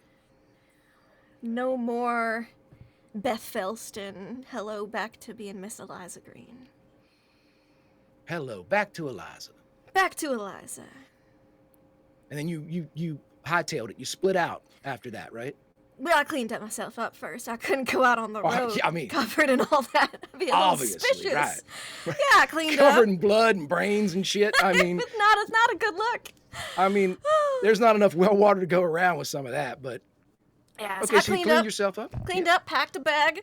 You know, I figured this might be awkward if someone were to walk into this scene, so I lit the house on fire on my way out. Saddled up the horse. Tidied up, cleaned up. I heard fire has a purpose. I mean, it can. Right. It's technically the fun historical fact. It's the 1870s, so there's no tumbleweeds yet, so I wasn't really that concerned about it spreading. It didn't spread. Now, just to be clear now, it didn't spread, everybody. It just burned a house down. Yeah, it was, I mean, Utah's real rocky. Not a lot of plants to jump to right around in Ogden. So.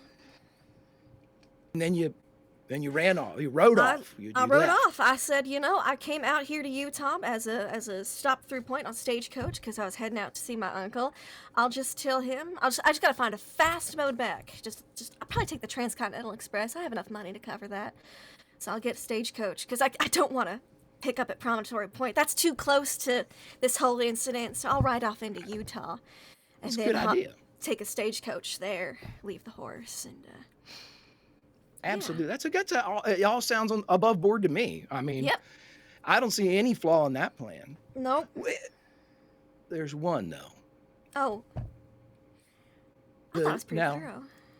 June, Betty, and Mary. Yes. They all burned up, right? Well, I mean. They, yeah. They burned up after, but they were. Well, yeah. So look, mercy. I could have locked all the doors and lit it up while they were in there. That would have been much more painful than a shotgun. I mean, who would do such a thing like that? I don't know. A monster, probably. Right? I'm with you. I'm in your I'm not camp. a Mormon anymore, but I'm still a good Christian woman. Sure, absolutely. I have a question, though. Yeah. Did you ever check on Rupert? Well, I mean, he took a full blast of shotgun to the chest. I mean, that's enough to kill a grown man. Right? Is it? Why, he didn't get back up. Even after my bath and the setting the house on fire and the packing and the horse hitching. I left you in a little secret. Oh, sure. He did get back up. Oh, fuck. Pardon my French. You're excused. Will you do me a favor? Sure. Wake up.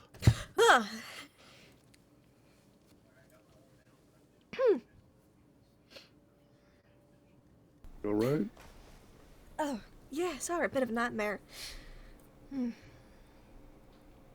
had quite a stir. You were singing some things, too. Was I? Now. It was hard to hear, though, Doc. It was more like murmuring. Just a nightmare. Yeah. Does it happen often? You get nightmares often? Well, ever since my daddy died. I'm sorry to hear I'm that. so sorry to hear that. Sorry about that. It's all right. We'll get better with time, you know. Say time heals all things. It does. It sure does. I hear Well, you all have nightmares often? no. I sleep Who like I know if doesn't I'd have call these my spaces? dreams nightmares. I just look out the window. I'd say by this time, after some time has passed, Judy's back up doing her job. Or Makes sense Where that I is she fell supposed to be asleep doing during the poker game because I wasn't gambling. So, Miss Shaw, so it's at this whereabout you point, from? everybody, where noon passes into early afternoon. You start to climb. You can feel the horses. The gait slows as the elevation begins to creep. The air gets thinner and colder. And I'm going to need you all to take a point of health damage for me, please. Oh. Just for the record, everyone, I'm going to just say this 1 out point. loud because I think people should know it. And now, after you all start chattering, Judy There we spins go. back around and she sticks her head into the window and she goes, "Shit, everyone, I forgot to tell you, there are blankets under them bench seats. You might want to wrap up. Hey, we're going up the mountain now." And looks over at Eliza. "We're going up the mountain." Oh, thank you. Good.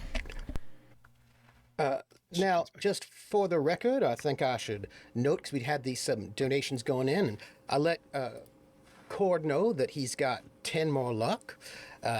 We all got our flashbacks, but that leaves then from Flacco an item of legend. Well, actually, this would go the other way around, but an item of legend to Ms. Eliza Greene. Now, Flacco did donate some for Rocket for whatever it was that Rocket did not yet have. I might recommend some extra health. Turn that into flashbacks for everyone else and legendary Yes. items. For everybody else. Yeah, I would recommend some extra health for Josie Taylor, who might need it.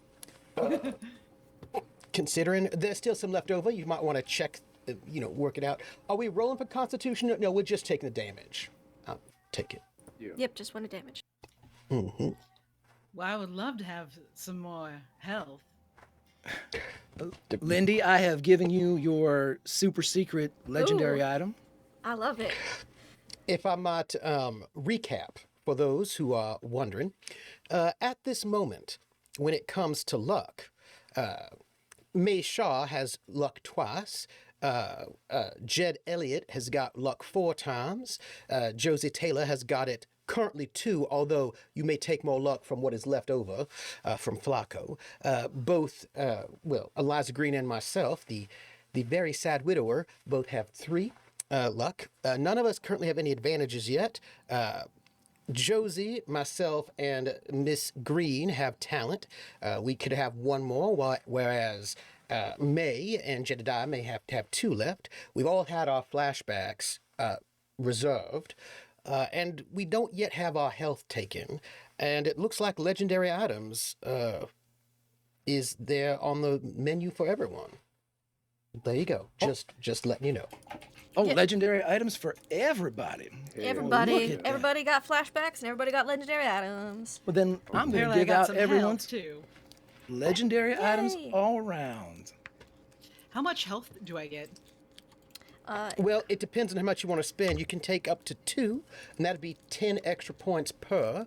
And if you did that, you would be left with, let's see, health is a donation of, what does this look like? 20 or 2,000 bits. So if you take that off, that's 40. So you'll be getting I think- 20 extra health points.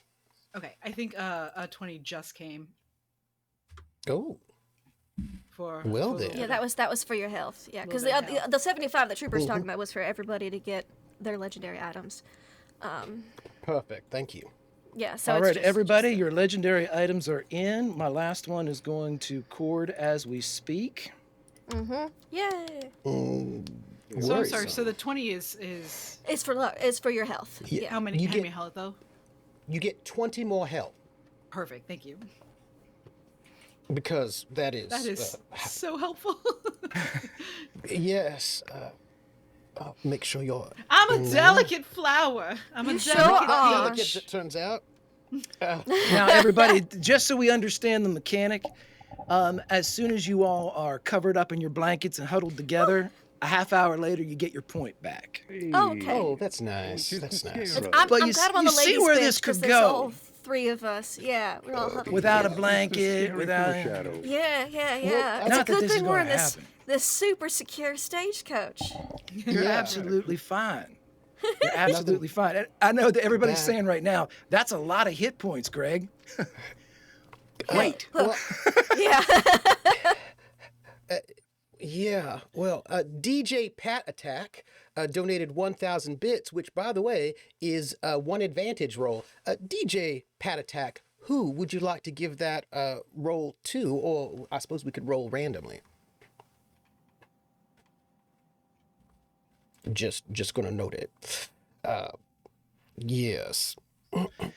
Max, we're Give the doing a roll to mixture Mae. of pulp Mae. because we have the talents in there, and we're doing classic Cthulhu. It's a mixture using some of basically the starter kit rules and everything with the pulp talents added in. You'll see why soon. Mae, you have advantage on mean- one roll of your choice. So let's see. Now I'm from. Where are you all from? As you all are talking, and as the stage begins to rock a little bit again, Fox.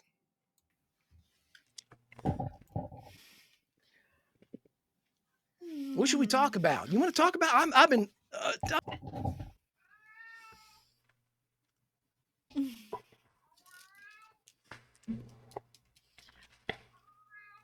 Oh well, I would love to talk about my best friend. I sure am. They owe me a drink. They sure do.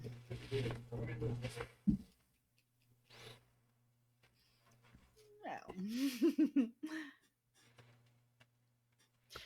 Well, We'll let that simmer a bit. We'll let that simmer a bit. that may be what I'm owed the drink over. Maybe. Hmm. Why don't we talk about your sister? Hmm. Well, I suppose we could do that. It's really kind of a tasty story. It's one I've been told numerous times before I left home, tired of hearing about it all the time. See, I don't remember too much about what happened. It was very quick and very. They always told me that it couldn't have been what I thought it was, so I must have blocked something out. Well, I tell you what, just between us, you don't have that block no more. You can talk freely here. This is an open space. All those shields you put up in the waking world when your eyes are wide, they don't exist here. Here we Well. can talk clean and clear like the air. Well, so you see, what happened was we was both about, I don't know, about 10 years old, I want to say, something along those lines. We were, but young things. And Twins, right? We were very close our entire lives. We never knew who Daddy was. Mama passed down the lineage of work, you see. We all been in the same line. Both she and I were likely going to go into it as well. Unfortunately, it's just me, but well, we was out playing and it was in the middle of summertime. It was real hot, real sticky. And normally around that time of year, it doesn't get dark until real late. But I distinctly remember the sky got real dark all of a sudden, almost like a storm was coming in. And then just Strange. very strange. And there was something, I could swear when this coach had a little jostle to it. I could swear I saw the same thing again, but it You was did? something. Yes, now that you mention it, it's it's as if you're looking into the distance and you see a mountain, but it's not a mountain. It's a mountain that's like man shaped, not a fun kind of man either. I've seen that before. Yes, and just very very looming, but very long. Everything's just long, like spaghetti, and just these eyes, just eyes burning out the top. But then the more you look at it, the more you see this eyes all over the place. It's very unsettling, and It it's is. just, well, I seem to remember that I saw this, and then I turned to see my sister, and she she was kind of old. She was moving weird. She was all bent backward, kind of her. I don't know. We're not, we're not in the circus or anything like that. But she was doing one of those things that those people do. Where you bend all weird and almost like a hmm. I don't know, Like a like contortionist? I seen a contortionist one time at a state yes. fair. Yes, that's exactly what it's like a contortionist, and just bending, and you could hear this cracking and popping. It almost reminded me whenever OB's knee popped out. OB's knee. I was just going to say that. Same sound. I heard Yeah, that. it was, but it was almost like popcorn coming right out the kettle, and she kept bending, and then all of a sudden it was almost inhuman, I tell you. And I even now, as I try to think back, it's hard to remember what happened after that. Well, I can help out a little bit if you need me to. Oh, absolutely. I keep getting stuck on this sound, the sound of the popping and the Right. bending she was doing. Well, she was doing all that bending and popping, and then that's when your mama called that priest, that Father James, right? Oof. I never Do you liked remember Father him? James. I do I don't remember think a lot him. of people did. No, he's the one which drove me to drinking. That one. I think he drove a lot of people to drinking. Hmm. Just between you and me, I mean, this is what I've heard. I'm not going to disparage anybody, especially a man of the cloth, but I heard he was a Well, real prick. I mean, pardon my French. no need to be pardoned what speaks the truth. They But took her up into your bedroom, didn't they? they did. I had to be there for the entire thing. They thought that twins had some sort of power over each other or something like that. So they kept splashing me with that holy water. That's what they claimed it to be. It didn't seem like holy water to me, but it burned a little bit. Tasted salty, didn't it? It did. Ugh. Wonder why that is. I don't know, but I know that she couldn't move, but she was still trying to move. She was wiggling around like a spider after you step on it. She was, right? Her knee went the wrong way and whew. But that then there was then your mama and Father James put you out the room, didn't they? They sure did. Mama put me out the room many a time. I I remember wouldn't. this place. I remember this Mm, part. This is where there's that little board in your mama's room with the shared wall between yours and theirs. You mm-hmm. climbed down into the floor, didn't you? Just small enough for you, just a tight fit. But you never had a problem with tight spaces Ugh. then, did you? Well, not at that point in time. Mm, no, I didn't. I didn't have problems until that day. It was that day, actually. Now that you mention it, it was that day I went down into that space just because, I mean, we were real close, she and I. They're twins. I mean, your We were, sisters. we were twins. And I just, Eileen and I, we always went everywhere together. And so I could not stand to be apart from her during such an important expose. So I went down to that floorboard to see what was going on. And I'll tell you, there were I couldn't see it, but I could hear it. And it sounded like this whoosh kind of noise, like very strange indeed. Like a And then, Terran. yes, like a tearing and also a squelching, like a squelching sound.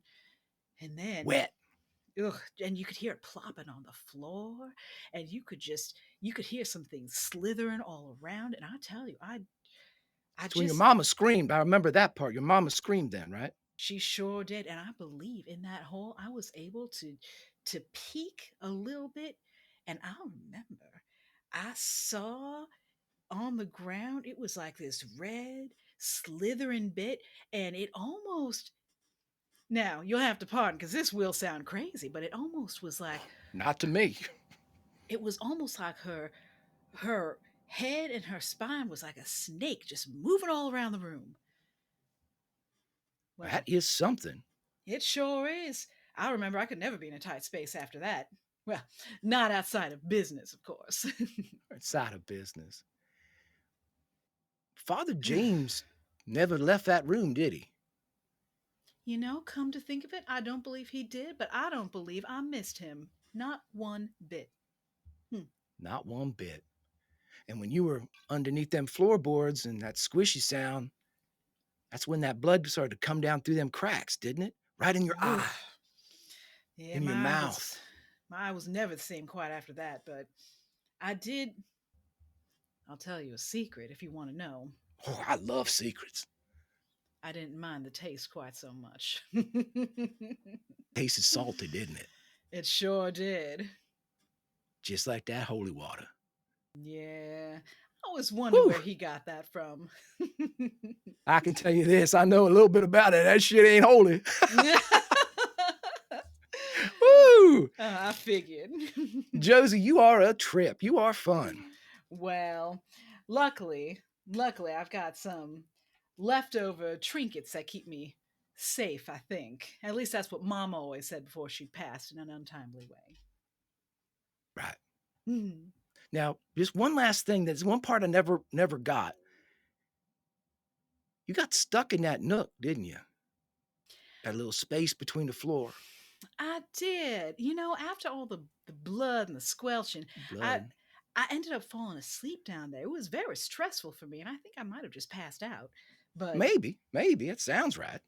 I'll remember afterward, I tried to get out of there, and they were calling my name. They didn't know where I'd gone. I was trying to get out, but for some reason, it felt a lot tighter than it did when I first went in there. I always used to be able to go in and out. I don't know if I hit a growth spurt or what happened to me. It happens. People grow up. You go from a whipper all the way up to a snapper. It's true. It's true. And finally, I was calling out, but my voice was all muffled. And eventually, Mama heard me. She came. She had to grab my leg and pull me out. That was my favorite leg. That was. How long were you down there, Josie? Well, because Mama didn't know where you were. She looked everywhere. She did, and I don't quite remember. I will tell you this much: I was asleep, but time passes all weird when you're in the dark. So right, you can't tell. It could have been a couple hours. It could have been a couple days, as far as I know. I was very hungry afterward, though. I heard it was very hungry. 2 days. 2 days. They cut you out with hatchets. You're probably asleep, though. You're probably tired. You just didn't see that part. Yeah, that seems to make sense. That does. I always did like a hatchet. I know. Hey, Josie, thank you so much. This has been just a right nice time talking about this. Sure has. Could you do me a favor? Of course. Wake up. Oh.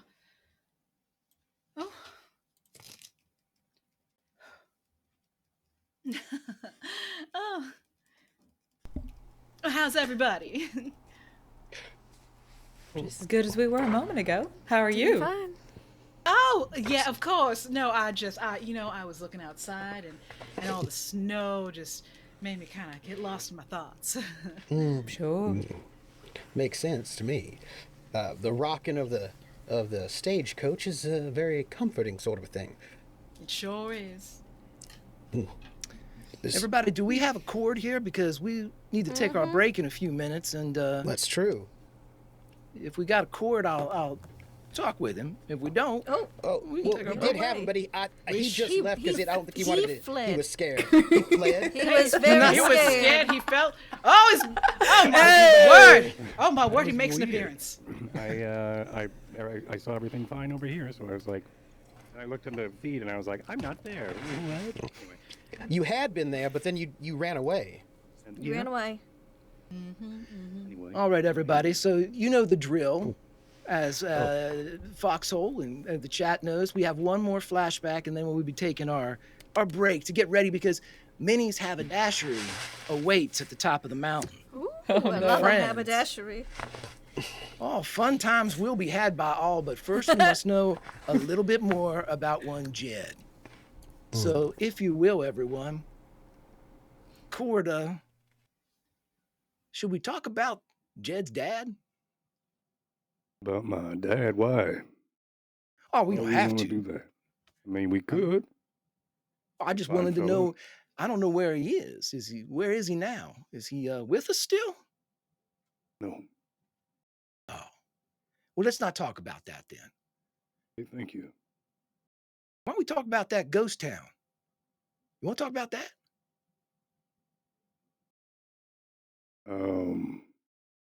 I mean, I'm not sure what there is to talk about. It's fine. It's fine. I got it. Why don't we talk about them Pale Riders?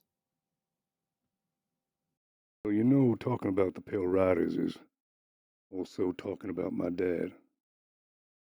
My father used to Pale. tell me when the moon was wrong at night, the Pale Riders would come. And it wasn't necessarily like a story he would tell to warn me or something. There was never anything specific he would warn me about. But he would always tell me as if it was a lesson to learn. I never quite knew what it meant. Until, Moon. Oh, now, can you correct me if I'm wrong, but yeah. the moon was wrong about a month ago, wasn't it? Well, it's full. I don't know if I'd call wrong. But you were Oh, under that wrong moon, out on the plains at night. Why the hell were you out on the plains at night a month ago under a wrong moon? well, me and the boys were out. We heard of a tip for a settlement that needed that was just left. Something gone through and spooked the town. Whether it was Could have been raiders, could have been raiders, could have been anything. sickness, maybe sickness. It was sickness. The water was going bad. The mines nearby have the springs from the caves nearby have made the water turn sour, and then people started to die. At least that's what we heard. That's what we heard. That was a story. Yeah, That was a story. weren't no raiders. Just the sick. Yeah, because we were the Then raiders. you were the raiders. That's right. That's right. Got that point wrong. But there was a moment there where you got separated from the rest of your boys. You were out there alone. That old horse of yours. What was that horse's name? Shit. Dixon. That's right. Good horse, right? Yeah, we were pretty ornery at times. Wasn't as good as Cinder, my last, but Dixon was what he needed to, and that was to he could run fast for a long time, and it works. He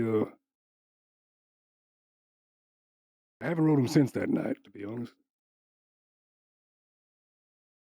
Rode fast that night, didn't he? Oh yeah, he did. Like the What did wind. that come out of the dark? Out of the plains. What'd you Sound just of say? them. Out of the plains, the sound of them horses. Riding towards you. Full gallop. Before their smell or sight caught you, there was one thing that came from that sound and fury. A word, a name. Jed. They know your name, don't they? The riders? Yeah. Riders know your name. Oh, Dixon ran. Whoo, boy, Dixon ran that night.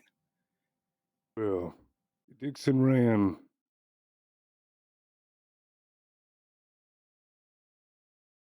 Dixon ran, but not quite yet. Oh, This what would was- happen? Well, these riders, when the moon is wrong, like we've mentioned, they whisper the name on the whinnies of the wind. And my name, of course, with that chorus. And then the other guys over there they'd always have it for me. They'd say, "Oh, Graves, what are you doing? You be talking to yourself again. There's nothing in these. It's just the fog, just the woods. Come on, buddy." They But it couldn't weren't see no it. fog, it weren't no woods. No. That's what your No, I daddy saw told you it it clear was. as day. These riders. Anyway, chased us into this town, the settlement. Or at least chased me. Led them into the settlement where we got the tip. And then we were told it was abandoned. There was no one living in this town, but either someone was playing a cruel trick on me or I've gone crazy. But I could see that town was not abandoned. There were people living as if it was day. The moon highest. But under that full moon, there were the people walking around as if it was a normal day, like a Sunday market.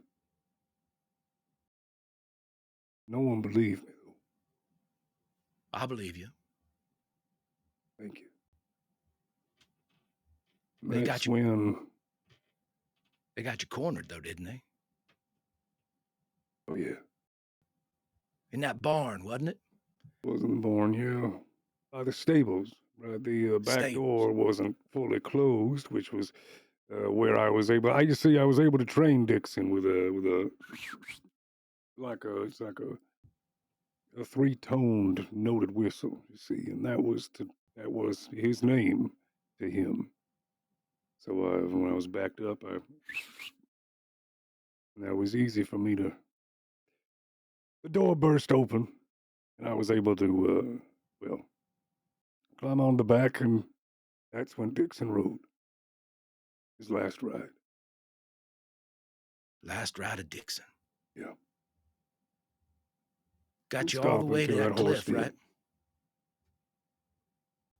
Sorry? Got you all the way to that cliff, didn't it? Yeah. Outpaced them. Beat them. Outrode them. You and Dixon. Oh. I can tell you this, they'd probably be mad. It pissed them off something fierce that you outrode them. Well, if they ever heard of that old Jed Graves from the Red Hand gang is due out, I don't know what'll happen. I gotta keep my head low.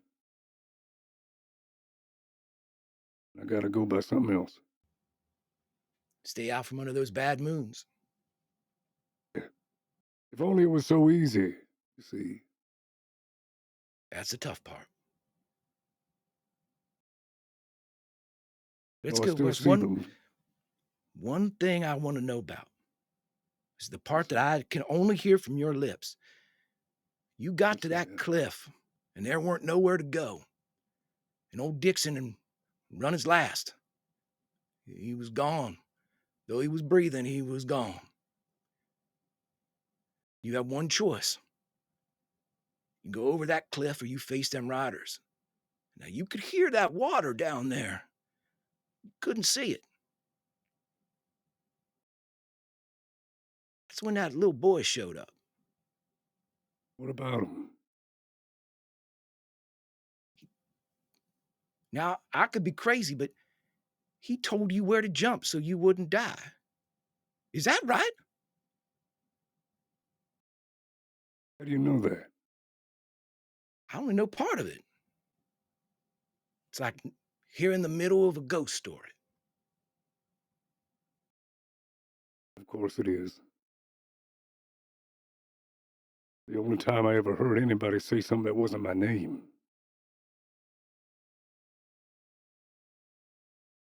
He told you where to jump.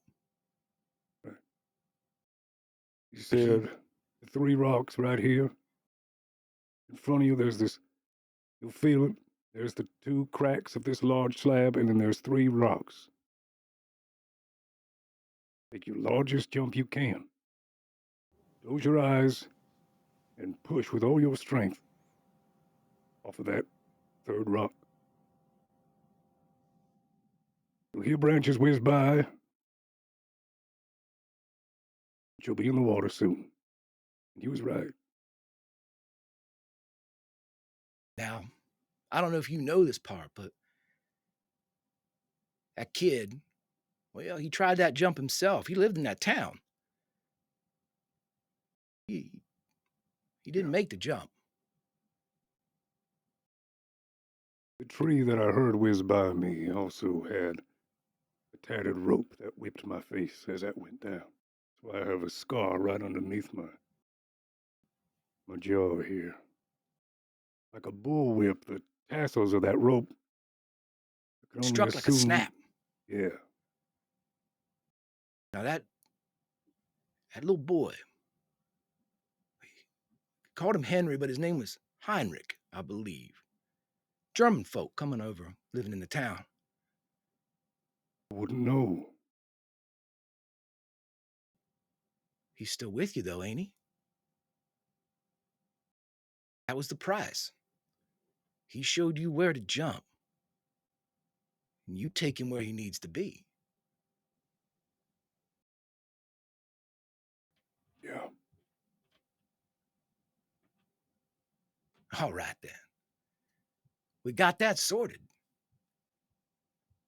I do. Jed, I hope you don't hear your name anymore unless it's from the lips of someone you care for. Been through a lot. Appreciate it. Can I wake up now? Oh, Jed, you ain't ever gonna wake up. And that's where we'll take our break. Ah! Who knew? Hell yeah.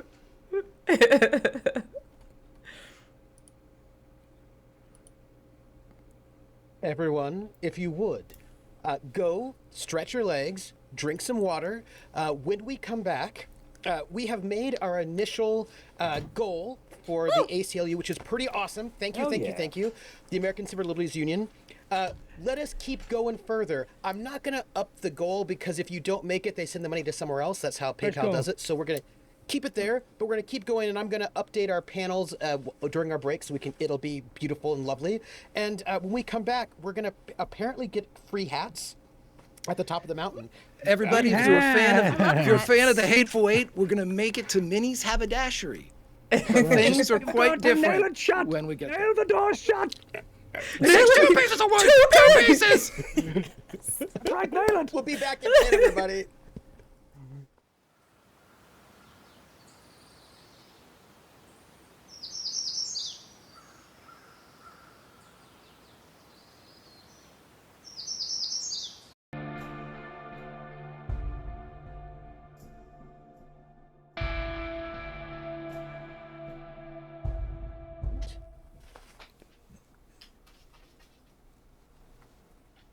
Hello, everyone. Hello. I had to mute.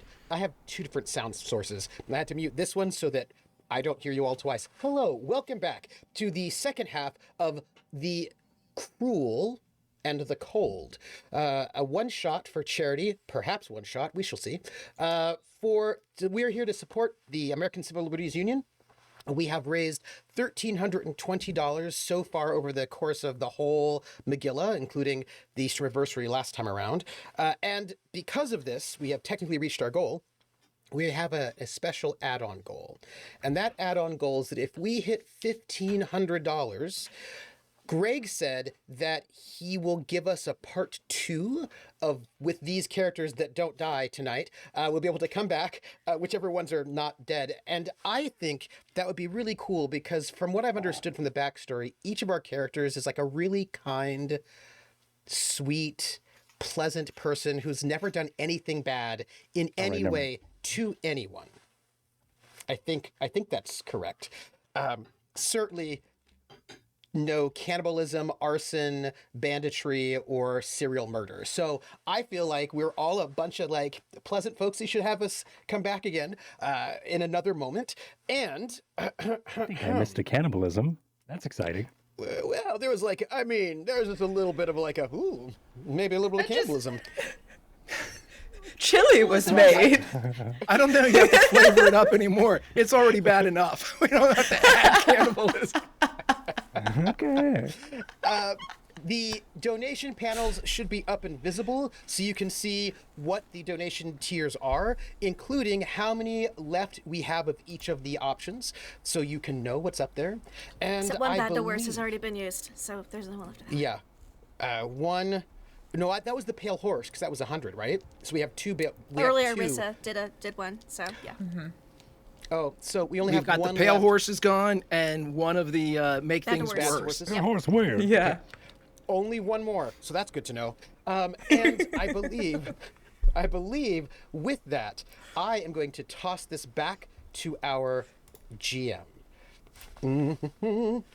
Well, thank you much, everybody. And first and foremost, thank you all so much for donating so far to the ACLU. It means a world to us. Thank you for being here and just, having a great chat. I would like to be able to, I'm watching as it goes. I'd like to be able to respond more, but these players keep me on my toes. I don't know how Trooper does it. So it's been a bit for me, and I appreciate you all the support means the world. I've been a couple years off of the streaming GM, so it's a different horse altogether, but I appreciate you all so much. With that being said, everybody, Is it pale horse? Maybe? Oh, let's wait. We are getting into the part now where we know our characters a bit. But now's where they need you. If you want to help these characters, now's when you're going to need it, because this is where rolls start to happen. This is where Probably things need start HP. to hurt. This is where, Thanks for that luck. Thank you. Thanks for the luck. Yeah. Everybody, and I said this off in the green room, but I will say this in front of everyone. If chat helps you, players, use it. You're going to need it. Don't think I'm going to save it for later, Lindy. You need to use it now. Not I at don't know all. what you're talking about, Greg. Oh my God! Let them eat Cthulhu. That's right, Max. The cannibalism. Yeah. Cthulhu is back on the menu. Everybody. Yeah.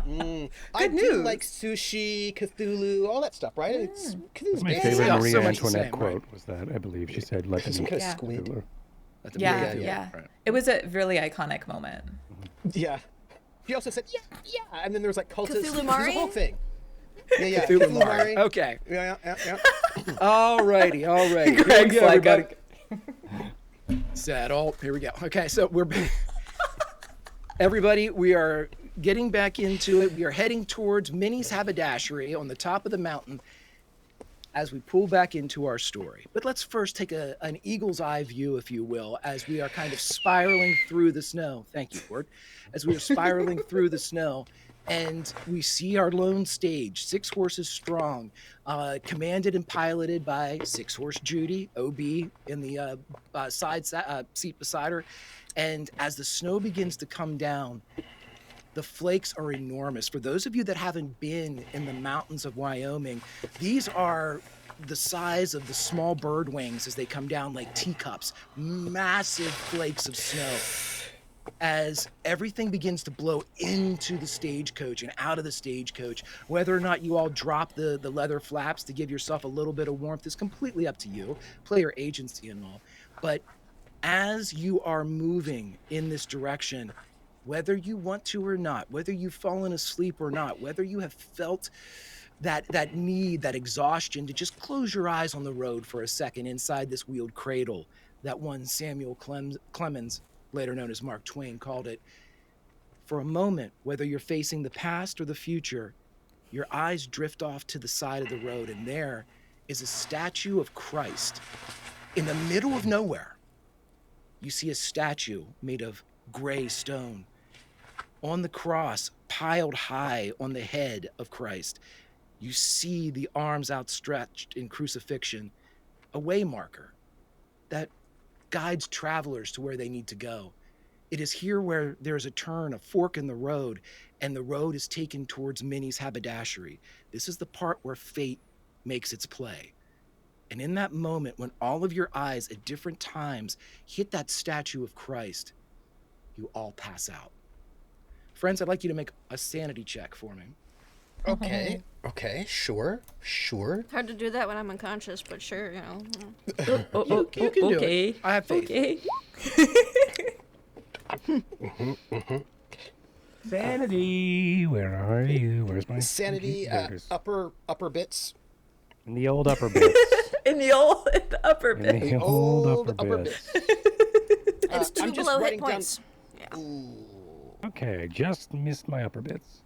Oh no. You should have. If you could do me a favor, roll a d10 for me, Cord. I'd love to. I use my luck. What does luck do? No, not for Okay, this. great. All right. Yeah, Can't not use for luck this on one. sanity. Oh yeah, I knew that. 7. I didn't. Take 7 off of your sanity. Everybody else, take only 3. Oh, yay. Sure. I'll allow it. Now, for those of you out there that are Call of Cthulhu veterans, please know this is a 1-shot, potentially a 2-shot, that I am drastically augmenting certain things to gain a campaign-wide result. So don't worry about, like, if we roll a 10, if you lose 10 sanity in one go, that's when we have a bit of a problem. That's when I'm going to throw something your way that you're going to have to deal with because of that loss of your mind. But as of right now, everyone's okay, albeit a little off-put, because just as your eyes closed involuntarily, the statue of Christ turned towards each of you, engaging each of your eyes at the moment that you went unconscious, and smiled a filed-toothed maw smile with black ichor dripping from the mouth. I don't like that. I like that. May doesn't, but I do. Yep. So my friends, go ahead. I just need to say this because I had to write it down just to because it's important. My first wife was Marie Rambeau. My second wife was Rose Connolly. My third wife was Gretchen Falke. My fourth wife was Katie, also known as Darcy Farrow, and I have a fifth on the way. I just have to make sure that the names were very specific and that you all knew them. I didn't want anyone to make sure. So, yeah, Marie Rambeau, Rose Connolly, Gretchen Falke, Darcy Farrow, and I'm gonna go get my fifth wife. Mrs. Falston. My playlist. This is totally going to survive this whole thing. And they There all may be love a chili, playlist, whether but- they liked it or not. Not all of them died to chili. Some of them died from just weird freak accidents. It's funny how weird freak accidents happen. Yes. Yeah. Like sometimes there are fires. I've not had any fires on my ranch. Sometimes there's fires, and it kills everybody on the farmstead that's in there. All 4 wives. Yep. Yeah. It's just shocking how that can happen. Just All randomly. right. Wives dead. Gotcha. Let's make sure that everybody in this stagecoach stays alive for a little bit longer, shall we? Got a dead wife counting this As carriage. you all pass out. As your eyes close, as you all pass out, each of you individually, you're not aware of anyone else, but you are all seeing the same scene. Before you stand 3, maybe 4 dozen Crow, Cheyenne, and Arapaho. You're not sure how you're differentiating these tribes because they're intermingled, but somehow you are. Whether you're versed in the customs and the garb of the Native Americans of this area, it doesn't matter. Your mind tells you this is who you're looking at. All of them have their eyes closed. They are facing you, but you have some type of light coming from behind you. It is streaming past you in an almost solid beam as it creeps along your silhouette. There is substance to this light, a sound, It's like a stiff wind against your back, but the sound is that of a 60-foot waterfall roaring in your ears. It presses, it buffets your hair, it pushes against back muscles that have start to spasm. It moves, it wants to move you. But slowly, you see each of these Native Americans from the various tribes, they're mouthing something, the same word, in unison. And after a moment, each of you see the lips and you start to hear something. Everybody make a listen check. It's a kind of weird dream we're in, because clearly that's not happening in real life, but okay. Listen. Nope. Hard success from Josie. Nice. Alrighty, so Everything I do hard. Nice. That's what she said. I'll allow it. So Josie, Mae, and Jed, you are able to make out this word.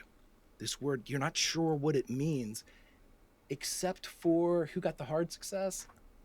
Josie. Two of the three of you hear the word. All three of you hear the word, Hitwat Ocho Boy. Hitwat Ocho Boy. Hitwat Ocho Boy. But Josie, you're the only one that knows that that means evil. And as they chant this, it mixes with the sound at your back, almost like it's pushing against it as it tries to move this light away from you, as it tries to advance as an army would to move the front line further into enemy territory. But one by one, the shaman, and you don't know how you know they are, but you know, begin to spasm. You see their face muscles twitching, and they each, one at a time, can't help themselves, and they open their eyes. Immediately, you see their eyes burst. They run down their painted cheeks. The chants turn to wails of agony as 1, 2, a dozen, 2 dozen, until finally all of them are no longer chanting. They are simply wailing. The viscous fluid turns an inky black. More begins to pour from their jaws. What words and screams they now say are choked with this viscous fluid as it pours between teeth, blotting out the white. It spills. Whatever was in them, whatever this is dropping to the dirt at their feet. And then you can't help yourself. You slowly begin to turn. You fight against it. You've seen what happens. Whatever is behind you, you can't gaze upon it. The light, the sound, the fury, its touch begins to burn. Mae, as the light consumes your eyes and bursts them like white-hot grapes inside of a fire, you see fire as it consumes the world, leaving an outline of ash and shadow, but then the shadows move, and they claw. Roll me a sanity check. Josie, before you, a mirror reflects back your image, but inside the mirror, your reflection is independent. It bangs against the glass, cracking it. Blood pours from its hands where it hits the shattered material. It then smashes its face, your image, your reflection, cuts form along the face. You hear the image in the mirror speak. Let me out. Roll a sanity check. Bart, shades claw at your legs. 3 in total. Like Fate's 3 weavers, they have a design, and that design is your damnation. Black ichor pours from their mouths despite their already obsidian skin. They climb up you as those black mouths reach for yours for one last kiss. Yeah. Roll a sanity check. Eliza, you try to run, but your legs are so heavy. The weight immense. It's not the slow, torturous movement of a dream. It feels more real than that. You realize you carry a massive backpack, one used by miners to shuttle gear and precious metals to the donkey-powered carts leading out of the deep mines of the earth. You're too slow. 6 hands, 30 fingers, pull you beneath the waves of knowing, whispering into your ear, "We have you, sister." Roll a sanity check. Okay. Jed, for the first time in a long time, you feel at peace. Jed, a voice whispers. Jed, after so long you found it. You found hell. The female voice seems almost happy to share the news. No sanity check for you.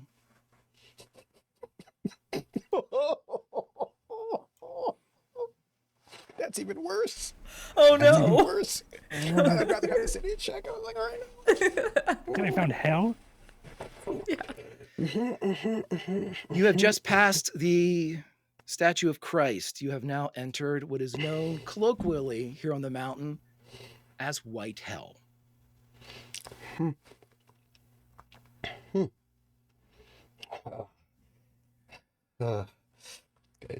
Nobody else saw any of that, right? That was a dream I had. I So what? think I'm All dreaming. of you that had to roll a sanity check, did anybody fail? Great. Then just roll a d10 for me. Oh, Okay. Oh, just a D10. well, it's better than if we had failed. That's true. 7. That's true. 2. 4. Just let me know. If you get a 10, just let me know in the future. Everybody take your stuff off. Take your, Okay. your stuff off. Take your sanity off. Okay. All right. So I just, okay, so we just, okay, So cool. Oh, sorry. Did not mean to click that. Wait, when you say take your sanity off, we're going What back you up to the told- sanity we had before? No. Or no, we take off. Drop Drop it it. by whatever you rolled. This Yeah. is the slow erosion of your mind. Yes. As you are slowly Oh, losing your yeah. mind. Yeah, no, Things I'm that once would have become Fine. impossible to believe become much easier. The When it hits fantastic 0, you finds become form. an NPC. Right. Yay! Or you die. Oh, wait. No. Or you die. Yeah. It's one way of two cooler if you're routes. an NPC.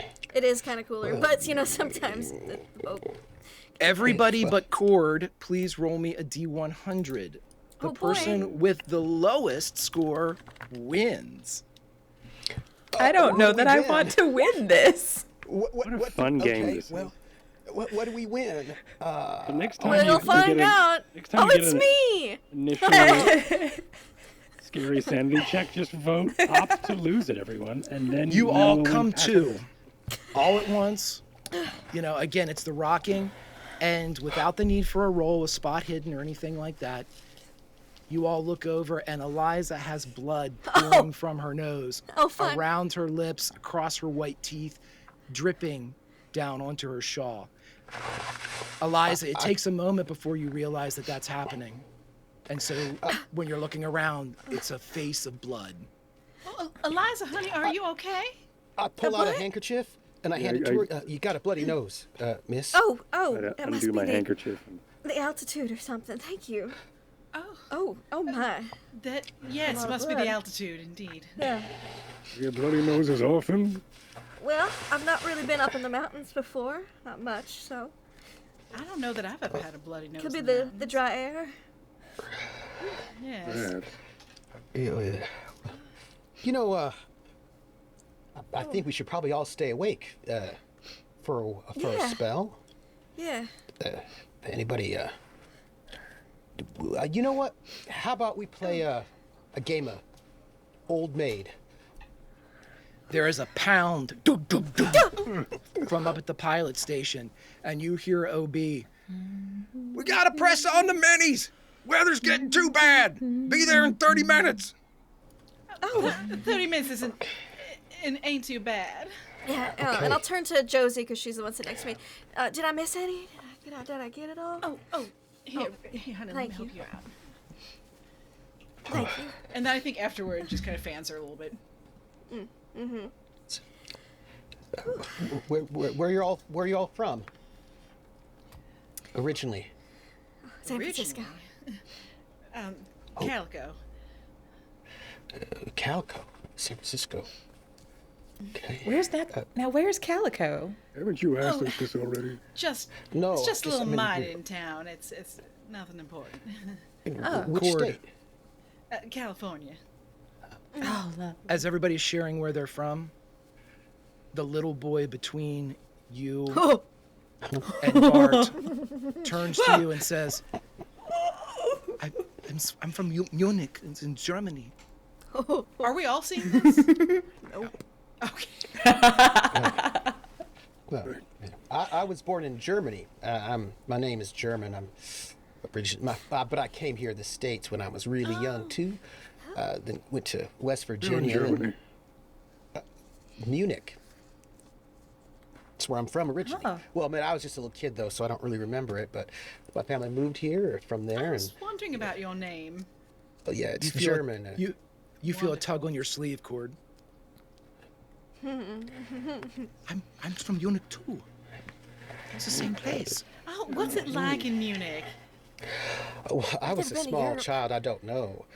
I can't say. My family came here, to West Virginia. We stayed there and slowly made my way out west. What about you, Mr. Elliot? Where are you from originally? Yes, Jed. Where are you from? Diane. Cheyenne. Oh, you're going home. Heading home. That's Yeah, nice. I mentioned that. The last time he asked this question, yes, you did. Which is where you're originally from. I didn't know if you were originally from there. Because, I'm not originally from Carson City. What about you, Miss Shaw? Where are you originally from? Texas. Oh, I do like to travel, though. The world has so much promise. You can meet so many lovely people. Oh, I completely agree. Travel is the Meet all types of absolute- people. Isn't it delightful? For all I know, you Yes. could be my new best friends. Oh, wouldn't that I would be hope so. just something? I would hope so. Cord, you hope feel so. another pull on your sleeve. Are you all right there, Mr. Elliot? Yeah, I just. I was going to go right back on top. I don't Right. think these people are telling the truth. Oh, And he climbs out the window. Jed, you're looking a little pale. Must just be maybe it's the weather. Yeah, it could be the cold, the altitude, and all that. It is a Well, bit it seems to be cold. affecting everyone these days. I'll make sure to wash your handkerchief and return it. Oh, of Should we course, close no these worries. leathers and get it a little warmer in here? I think that would Please. be wonderful. Yes, I'll No. take you. They will. Yep. Have to nail it shut. Nail it shut. 2 nails. All right. The time is 5:43 p.m. on New Year's Eve, 1872. And the call comes from the already pilot. It's basically pitch black out right now. When Yeah. the call comes from the pilot's seat, we're here. It's minis. Goddamn can't see nothing. And that's- when you all look open up the leathers, snow pours in, almost as if somebody is dumping snow into the stage. It is bitterly cold here, and it's only this fuzzy, barely seen glow coming from a structure, maybe only 50, 100 feet maximum away from you. And as the stage pulls up, you see a fur-coated figure pop open the door, a hood up, almost wrapped, their mouths covered, something over their eyes as they stumble out. Let's get everyone inside! Blizzard's here! And Obi pulls up, and Judy snaps into action as she jumps down and opens the door. Y'all get inside! It's colder than shit out here! As she's... And, I'm gonna She wait by turns to the- steps and help people down. Yeah. Yep. Thank you. She turns towards the fur-coated figure and she says, Charlie, help me get these horses put away. And you see that Judy is absolutely shivering. She is covered in snow. Her hair is actually broken in pieces where it has been caught by the wind and the ice. Her face is absolutely windburned where any kind of flesh is exposed, and she's shaking. Gotta get these horses put away before they freeze. Let me help. No, sir, I got him. And OB jumps down, and OB is in no better shape. He doesn't seem to be shaking as much, but he's got a blanket pulled over him, and he takes it off and throws it over Judy. Judy, get inside. Charlie, me and you'll take care of him. Everyone else get inside. This weather's too cold for no one. And he starts to unhitch and starts like pulling the reins through the straps and harnesses of the 6-wagon team. Mae definitely heads inside to get where it's warmer. Same. For sure, same. Yeah. I'll trail everybody to, like, if anybody's falling or slipping, I want to make sure that they're up and okay. And now, as soon as I didn't mean to interrupt. As Jed is helping everybody out, but as you are there helping people out of the stagecoach, Heinrich is standing on top of the stage wearing short pants and just his little kind of like V-neck sweater that he has on. And he looks down at you and he goes, "Is there something wrong with their well? It's burning, their well's burning."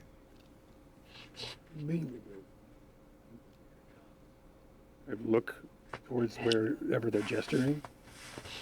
There is a well, and there seems to be fire and smoke coming from both around it and in it.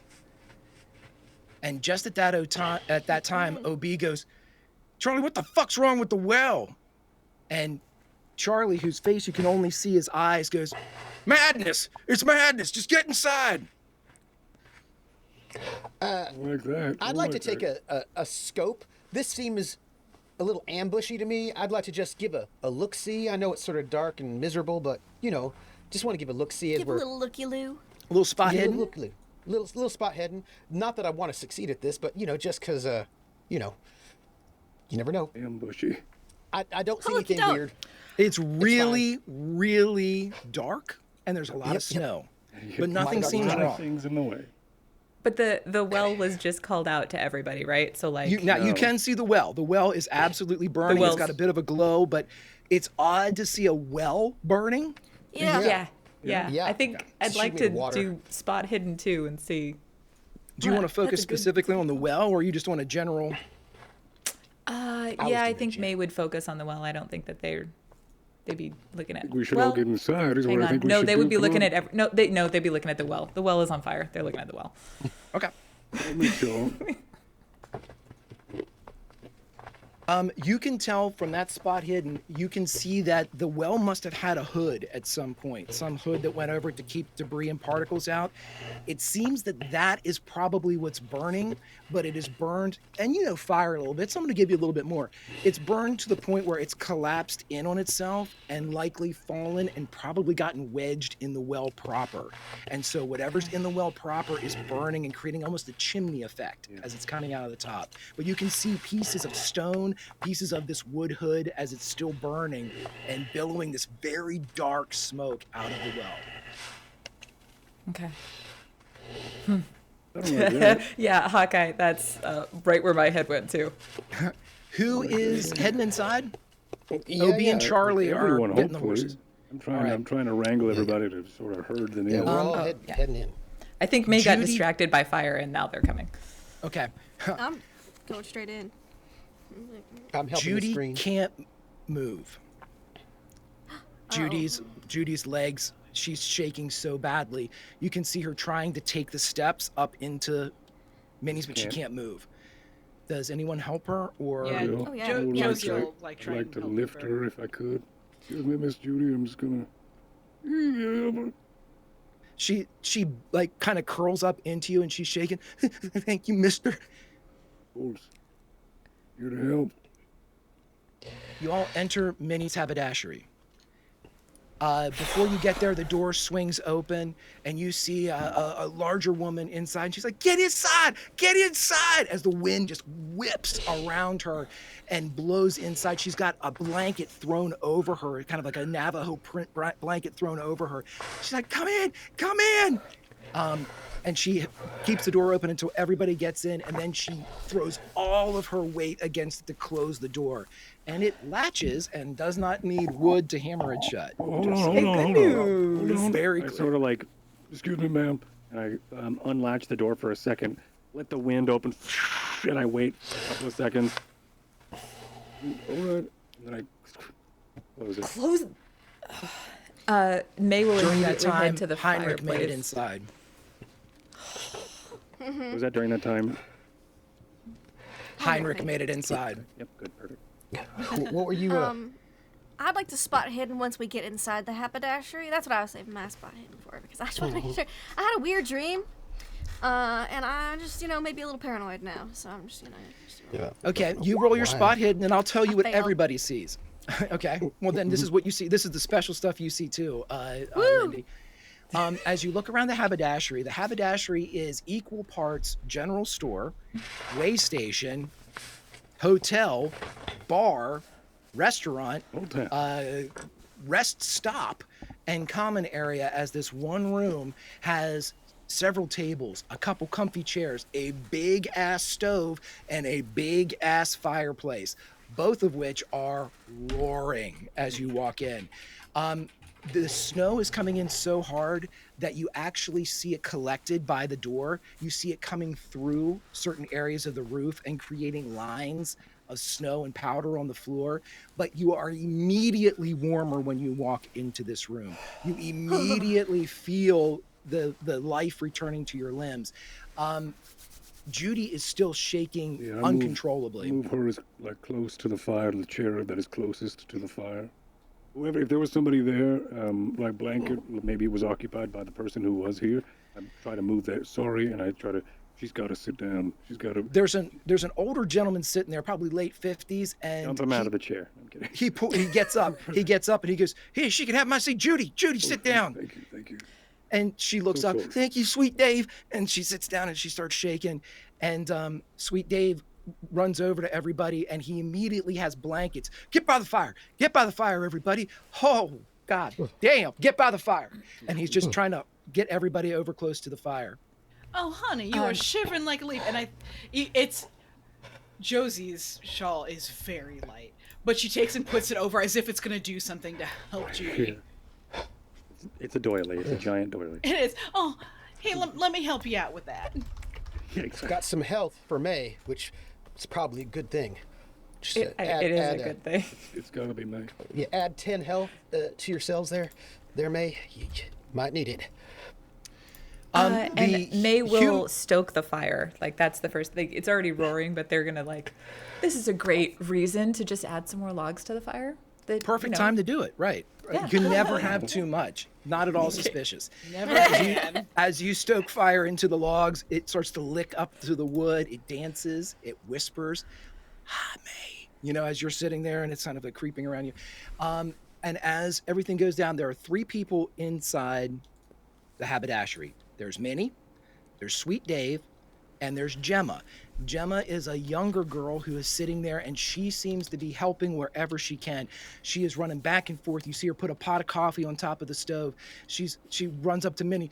"Miss Minnie, what can I do?" And she's just like, "Do your best, girl, do your best." And she's running around just cleaning up everything, grabbing blankets, throwing them on people that need, even if you don't ask for it. You get a blanket, then you get another one. And she's just literally piling everything up on everybody. And she's just sitting there, and she goes, "Lord, I don't know, that other stage, you think it'll make it, Miss Minnie?" And Minnie kind of calms her down, and Minnie turns to the rest of you. "Y'all all right?"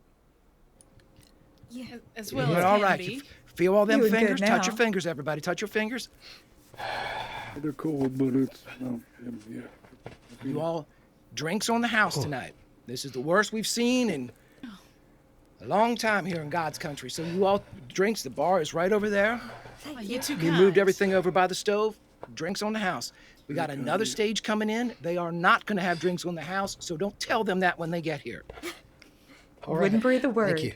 Duly noted. Might I say, you have such a fine establishment. Well, thank you. This is my name is Minnie Mink, and this is my haberdashery. And you notice for the first time that there are a lot of hat hooks around the entire perimeter of the haberdashery, and a lot of them are filled with hats and like hoods and wraps and everything. And she stands proudly. And by God, you all have been to a lot of places, even San Fran. And this place has got something. You're not sure what it is. Nice. It's something good, something positive about Minnie's haberdashery. Nothing at all evil about this place. No, no. Oh, No. Okay, good. I'm glad we can all agree. I believe you. So you all I'm are a in little here. worried about that last part, but Nobody has suffered any ill effects. No one was outside long enough. You find out a couple things. Judy is starting to come around. Judy has passed out. It's almost like as soon as her core warmed up, she just passed out. And you have her covered in blankets. She's literally laying on a bearskin rug in front of the fire just to get as much heat on her body as possible. But she is not kind of with you right now. But Minnie goes, she starts to rub her temples when everybody gets situated, and she has a drink in her hand. It's a jar filled with what you can only guess is whiskey. And she takes a long draw off of it. That motherfucker burned my well. Have you ever heard of anything? who did? John St. Paul, that's who. I don't know him. Why would he happened? burn You your should. well? I'm glad that you do not. This stupid son of a bitch rode from Red Rock to here, realized that he had forgotten something in Red Rock. He stayed at my establishment for 2 days waiting for your stage. And about 45 minutes ago, the son of a bitch ran outside, set my well on fire, and jumped in it. What? Jumped in it. Jumped in it. She's saying it Must like been- you can tell that there is a mania behind Minnie's eyes. Jumped in it. Wait, sounds In the like he well! lost his mind. Just How let does one even himself set a well on fire? burn? It sounds like some sort of snow madness. Yeah. By the way, one talent for Eliza. Ooh, Eliza, roll a D10.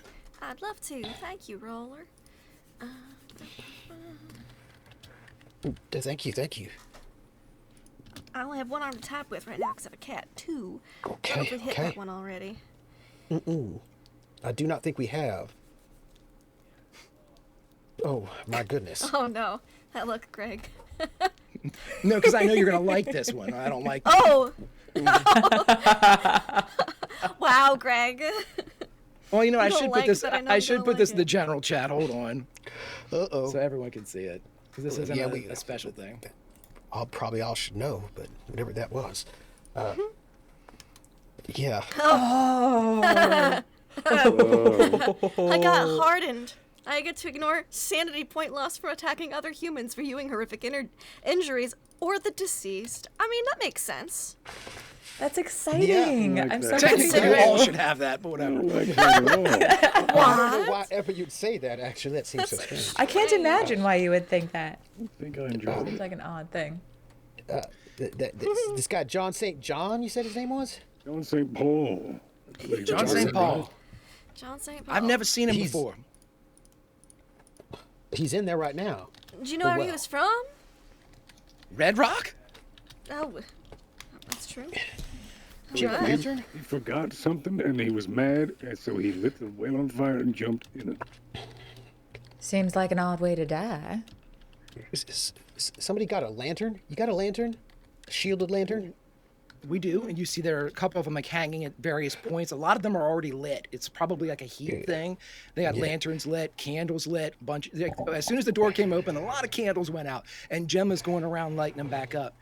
And when there's a lull in the conversation, Gemma, you can immediately tell is very quiet with her little like house on the prairie dress on, with big heavy shawl like wrapped around. She turns and she goes, "He was actually very nice." I take one of the. Lighting the well on fire says otherwise. I take the lantern. I've got my, I leave my banjo, and I take the rifle and the lantern. I was like, I'm gonna just go check. Let's see if my As I go snack's towards the outside. You Sorry, don't need what? a lantern for that. It's still on fire. Just in case. She makes a good point. You want assistance? Well, if you want to come with, Mr. Elliot, that'd be mighty fine. All right, I will. Okay. And So we'll cut. You got a We'll cut rope? off with. And she reaches under, and again, this is part general store, so you see like, bags, cans of coffee and tins of this and tins of that. And she reaches under and she pulls out a perfectly wrapped and kind of, noosed up rope and throws you a length of it. I'll grab it. Just in case. I'm going to charge you for that. That'll come back. All right. I just don't want your well poisoned. He says as he sort of goes towards the door. Well, I'm not well poisoned either. Gemma, why didn't you think of that? Gemma looks like I'm not supposed to. Like she's like walking off. Okay, so the two of you go outside, and it's a very short distance to the well, but at this point you realize that the stage is gone. Horses are gone. There's no sign of Obi or Charlie, but the two of you quickly make it over to the well, which is still, it's more kind of just smoldering now than actually like burning with a life and but you can see that there are glowing embers still inside the well, and it's wedged about 5 feet below the lip. You see a collection of debris, and it's just knotted in there. But no sign of a body or where a body might have kind of fallen through. I mean, it's possible. There are definitely spaces like where you can tell that the depth of the well, but it kind of fell and got stuck and kind of had a log jam in there when all this debris fell down in. And so it's tough to see around the smoke and the glow of that, beyond to the darkness deeper in the well. You can roll me a spot hidden, which would be a very difficult check, or a listen if you want to listen for something. Do a bit of both. I got the a lantern sort of kind of, dip it down in there to see what you can see. I'll look first. Extreme success on the looking. Look at that. Wow. My friend, you only see this. Our good Jed does not, nor does his friend that you can't see. But somehow when you look down and you move the lantern as you get closer into the well, and you position yourself, you see it. The light catches just at the right moment. And down at the bottom of this well, maybe 20, 30 feet down, you see a face looking up at you. And the face of a handsome man, mustache. He's smiling up at you. And when he smiles, you see the razored teeth that you saw on Christ. I need you to make a sanity check for me. Okay. Yeah. Sure. That seems like a good idea. I fail by 1. That's disturbing. Roll me a D20. Okay, I will. An 11. An 11. Well, shit. Roll me a D10, my friend. All right, then I will. A 10. You said I should tell you if I get one, right? Yep, and you got one, which is awesome. Nice. And Greg has to put on his glasses because he can't see anymore because he's old. Or just because you're too shocked. I'm so shocked I need my glasses. Yeah. Roll me another D10. Okay. A 9. Getting good numbers, huh? Jed. Bart runs off into the night. I don't know what's happening. Bart. Oh, he's gone. I will try to follow him. I just wade through the snow to chase him. Did he leave the lantern? The lantern drops to the ground as he runs. So it probably just... Yeah. And as it drops to the ground and smashes, you hear a crack inside of it. Heinrich is sitting on the edge of the well, and he has his hand up to you. Don't look down there. Don't do it. Right. And if it isn't clear to you, lose 11 sanity. Yeah. I won't. And I begin to then, try to chase after Bart. And Bart. You run off after him, and he is heading off into the night away from the haberdashery, the barn, the well, the outhouse, everything. He's running off. He has the rope, or did he leave the rope? Everything was dropped. Whatever was in his hands. I'm going to grab the rope, and I will try to show how good of a ranch hand I am. Lasso the motherfucker. Nice. Oh, Yes.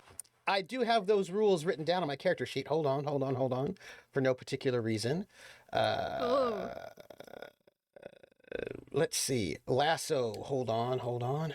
I believe it Okay. is actually rope, isn't it? Isn't there like a rope use You thing? can It's either rope use use. throw. There is, yeah. It's rope use or throw. And it's opposed by the dodge skill for an unwilling, intelligent human target on foot. All right. Let's see what you got. You got I don't some know what rope I'm use? rolling. Do you have rope use Rope use take or a look. throw. or throw? Or throw. One of those two. Rope use. Do not throw. I do. 19 out of 20. Okay. That is cool as shit. So I think I as I don't grab think the I'm rope, in any mind to actually dodge. I think I'm kind of, Right. not really present. because Heinrich's on the whale lip saying, "Don't look down there."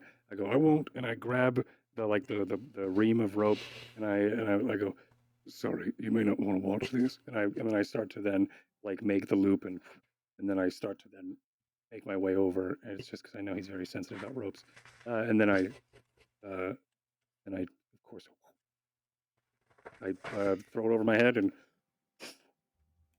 for all of you artists out there who are way more talented than I am, imagine this, if you will. Backlit with Minnie's haberdashery in the middle of a blazing snowstorm, the silhouette of the ghost observing Jed pulls the lasso over his head as he swings it like a Waist-high cowhand snow. of legend. Yes. Yeah.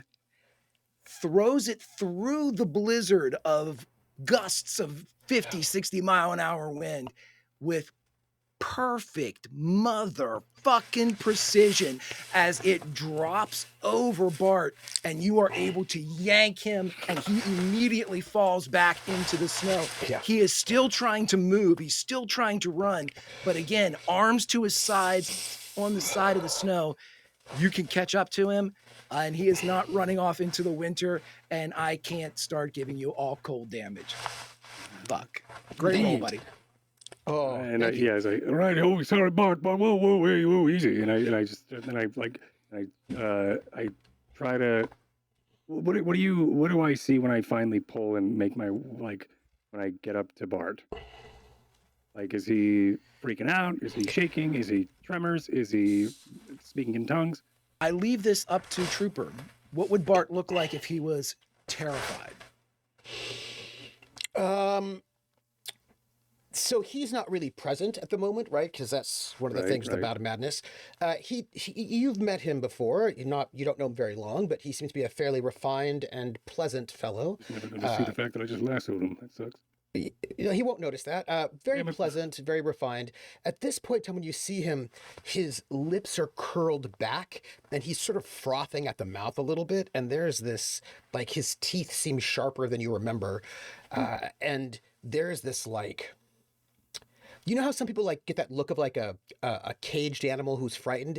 He looks not like that, but more like he's looking to see who needs to be ripped to pieces. There's like a cruelty and like a mania. Like some people, when they get afraid, they run. Some people, when they get afraid, they fight. Some people, when they get afraid, they flee and then also try to kill anyone who gets near them. But there's something Right. very murderous and feral about him at this moment. Now, Cord, what you don't see, but strangely enough, Heinrich does, there are 3 women that are clawing. Now, of course, Bart, you see this. There are Right. 3 women clawing at him. A 4th is standing off to the side laughing. But the 3 Yeah. that are clawing at you, Bart, are screaming at you, "Your eyes, motherfucker!" And they're grabbing and they're scratching. And Jed, when you walk up, you see a line of 4 blood streaks appear on his neck as claws that you do not see rip into his throat. Take a point of damage from him. Also, I would have to say, if this is what's going on, this guy who's fairly genial, he doesn't even gamble, he is saying some very unkind things about women right now that are very unkind. Like his sort of fear seems to be a lot of anger and violence, and you don't know who he's talking to, but like he's ranting about like, you cheated on me, you were always looking, like there's something going on there with him. Very foul, very vulgar, very hateful and misogynistic and like weirdly paranoid, and like it's unpleasant is what I would say. Yes, is how I would frame that. I don't really have any skills that would help with this psychoanalyst analysis, but I'm going to, which I have a 1 in, so that'd be hilarious. But I think you may always psychology. try. You can always try. Psychology. No, that's still not. It's 10. But I think what I'm probably just going to do instead is it's not good. Just keep. I think he's going to see this happen, and then he's probably going to piece together that you somehow cut yourself on your neck, like you. Obviously, it was self inflicted. So he's going to probably step on your shoulder and then pull the rope tighter. So instead of actually letting you go, he's going to then probably double down and bind, and to make sure, like, because maybe you're having a seizure, and he's probably.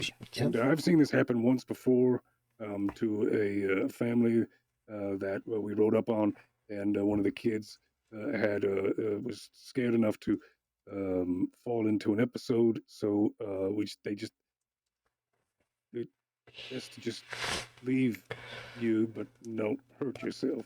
So I think what he's going to do is try to like coil and or wrap him in the rest of the rope, and then heave him up over his shoulder, and then back to the haberdashery. I don't know what you want me to roll for that, if anything. Oh, I don't think you need to roll anything for that at all. Just to pick me up. No, you are muted, Greg. Greg's muted. No, Greg's not muted. My bad. Yeah, you don't have to roll for that at all for that, but I would like you to roll me a spot hidden, Jed. For no reason.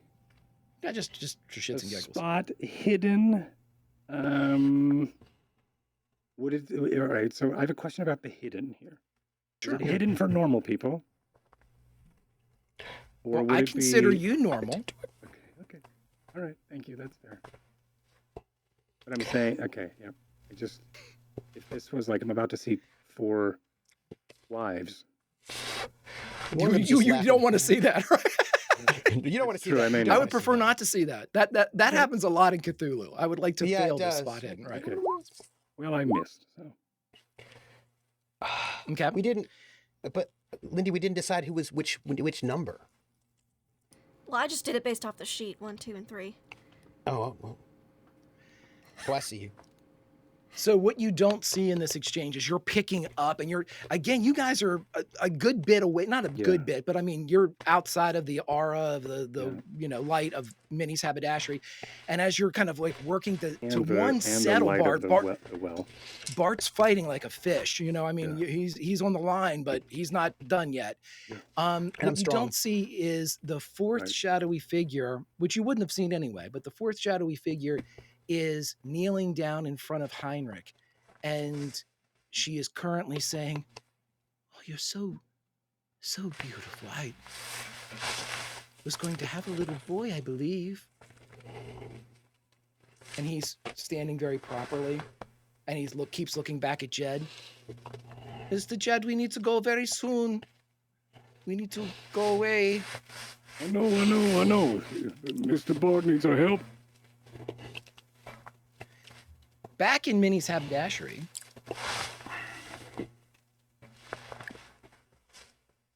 and friends, we are $100 away from the continuation of this tale. And Rissa, Cord gets one of that luck. Who else gets the other one? This will max him out at 5. And somebody else, anyone else you can give it to, that other luck. Also, that's bad. Go on. Alrighty. So everybody's in the haberdashery. Yes. It's been a bit. Yeah. And Gemma is the one that brings this to everyone's attention. Miss Minnie? And Minnie kind of turns, taking another drink of whiskey. "Yeah, honey? Where are Charlie and Mr. Banks?"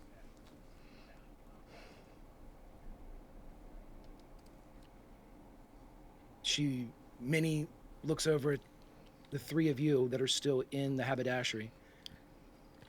It has been a minute. Maybe it's taking extra time to get the horses into the stables with the storm going on and all.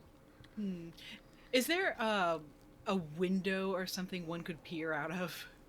Yeah, they're all heavily shuttered right now, but if you kind of like, you could open they're interior shutters and exterior shutters in this one so you could probably kind of like peek through the door, or you could finagle it in a way that you could look out if you're trying Josie's to gonna try and peek out to see, like, are they?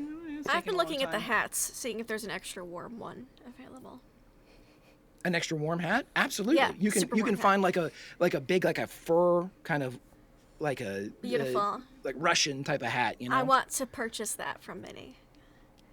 At this point, Minnie's just kind of like waves at you. We'll settle up after this is all over. And All right. roll me a spot hidden when you peer out.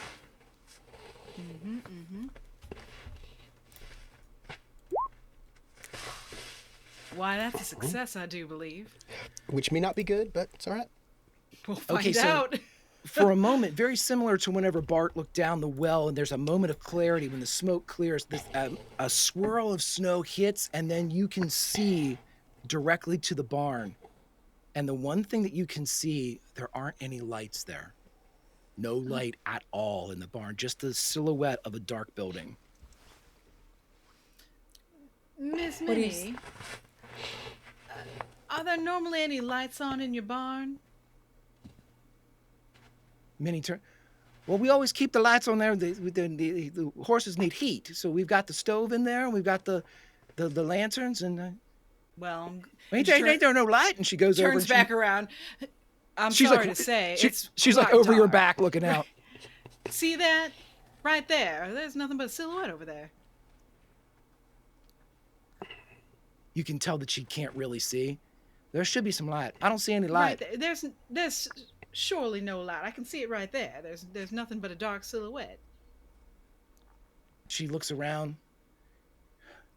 Dave, and Sweet Dave is 60 probably, and not in the greatest of shape. You think that Sweet Dave probably gets his name from two things. One, he has a very pleasant demeanor, and two, he loves candy. And he is sitting there. Well, I guess I could go out. And Mae'll put her cup down at that and be like, "No, I hardly think so. Do you have some flint? We'll need to relight the candles. You said they're not open. Also a coat of some kind." I can give you a lantern and a couple brands. All right. So, Mae, you're going out. As soon as you like start to bundle luck, up, honey. With May. Sweet Dave takes his jacket off. Well, I appreciate it. He starts like rubbing his chest, like he's hinting at having like heart problems. You can tell that he does not. And this is This is all his way just of staying warm, right? That's something I want to get for my luggage, so I'll go out with May. Mae's gonna Josie? put like all of their blankets or just all the layers on that they can possibly get. All the layers. Well, you two be safe now. Thanks Have for the help. rest. That's exactly it, Max. So as the two of you go out and the air bustles in, Gemma is working to close the door as Sweet Dave sits back down in his chair. Judy, Six-Horse Judy, is lying in front. She has not moved in quite a bit, but you can see her. She's breathing. She's not like, in a bad way. She's just probably in a deep sleep from all that cold. Right. And everything kind of settles a bit around the haberdashery, but Gemma keeps peering outside, as does Minnie, watching the two of you head towards the barn, which is a good 100 yards off. Staked into the ground are metal rods with loops through them. With the rope through it. Yeah, yeah, yeah. There is a rope that is leading in case the snow gets too deep. To put it into perspective, the stakes that go in are probably between 3 and 4 feet. There's only about a foot of them showing. Oh, so we're like wading through this snow right now. Yeah. Like There it's has been there's been a snow break, so it's not as high as the other stuff. But even with the passage of where OB and Charlie had gone and taken the horses through, it is already filled up a foot, and the drift has caused it to be another 2 feet. You are literally trailblazing through this. Friends, I'm going to need you to each roll a constitution check before you get to the barn. Okay. Fun! Yay! I have so Yay. much constitution. All of us are just them. Oh, okay. Just Well, them. that's nice. Alrighty. Take 3 points of damage as the cold begins to seep in, Miss Eliza. Yep. Done. We're going to stick with the two of you right now. Is right about this time is when Jed is just now securing Bart, and Bart is still thrashing, but in many instances, like a championship rodeo rider is now effectively hogtied, as the lasso has been used to keep him from moving. Here we go. All right. Okay. The two of you make it down to the barn. The door is a little bit open. There is no heat coming from the inside. There is no sound of horses coming from the inside. Well, Mae's definitely going to try and slip their way in rather than like throw the door open, right? Don't Yeah. want to let any I'll more cold slip in than right possible. behind you. If you all are Voice slipping, from the roll me a outside. stealth. Okay. Voice I from the can advantage outside on this. says Yeah. that we have a donation from Flack Obama saying one person may survive this encounter we have a back from the dead, and also we've reached the $1,500 goal. We will have a continuation.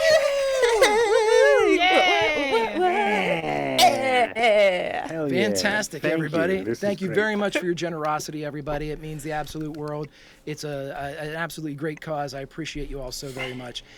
So if we are going to have a continuation, then by God, my friends, chat, my beloved academic Foxhole community, let's end this motherfucker on a bang. Oh boy. Oh, no. So, as you all slip in, roll me them stealth checks. I get advantage. Hey! Good I news! got a heart. We both got hard successes. Look at that shit. I love that because that makes this real fun. All right. So as you all sneak into the barn, I will give you a couple things. These are free of charge, everybody. No spot hiddens required here. There are no horses in this barn. Where did they go? When Mae sees that, they're gonna not loud swear, but just low, motherfucker. The barn is a typical barn, especially for a stable. It has 2 entryways. A long rectangle, think of it, with the lofted top. It's got a pair of large double doors, one of which you just crept through, the other opening out into the plains beyond. Those are open. Oh. And you all hear something from that direction. What? What kind of a sound? Yeah. Greg? If we were to, yeah. Like, would it be like crunching? Would it be like happy, joyful singing? It's Would it be carolers, yes. No. oh, Roll me- well, in that case, Roll me a listen, Yeah. because right now it just sounds like not the wind. Oh boy. New Okay. Year Okay. carols. okay.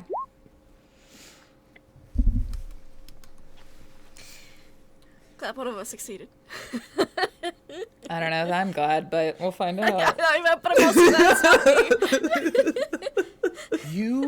And with that hard success, I was going to say that you hear a voice, but with a hard success, Mae, you hear OB. Oh. And you hear OB saying, Charlie? Charlie? Charlie? Just repeated over and over no. again. Like a metronome. Look at Charlie now. Like a metronome. You hear that? I hear something. It's OB. He's is asking it? for Charlie. Well, let's Um, keep approaching this nice and cautious like. It's all that the Sure. horses Why aren't would they in have here. left with the That's ridiculous. Why would they do that? What in the holy tarnation are they thinking? Going out Bart into and the Jed middle of the haven't blizzard. gotten This- back into the building either, so I'm thinking maybe something strange has happened. Let's just. They say blizzards do weird things to people's minds. Let's keep. Are there any like lanterns? It's the around stagecoach in here. You said there's no horses, but was Yeah. the stage pulled in? Oh boy. here? The stage isn't here either. Are there wagon track? Oh yeah, you said that we could see that it looked like they had gone out the back door. Right. The only problem is that you all, on your approach here, you could definitely see that there was a brush through the snow, like somebody had broken the snow to get there, right along where the line was drawn. But when you get inside, there's still kind of snow that is kind of wafted and drifted in both the entrances, and you do see what looks like another break continuing out of the opposite side. Okay. So there's definitely tracks, but again, everything is so quickly covered. It just looks like a break and not necessarily tracks. Okay. If that makes sense.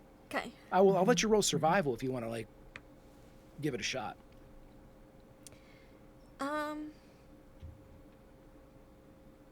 No. I'm thinking about rolling a natural world to see about like I'll take it. some snow stuff. I'll take okay. it. Yep. I'm thinking about rolling spot hidden. So. Go right ahead. Oh, so close. I Alright. think I'm gonna save my luck. Ooh. Lindy, you can use the luck. What are you talking about, Greg? You have so much of it. Okay, This is okay. Lindy. Lindy will die with her pockets full of gold instead of spending money to luck.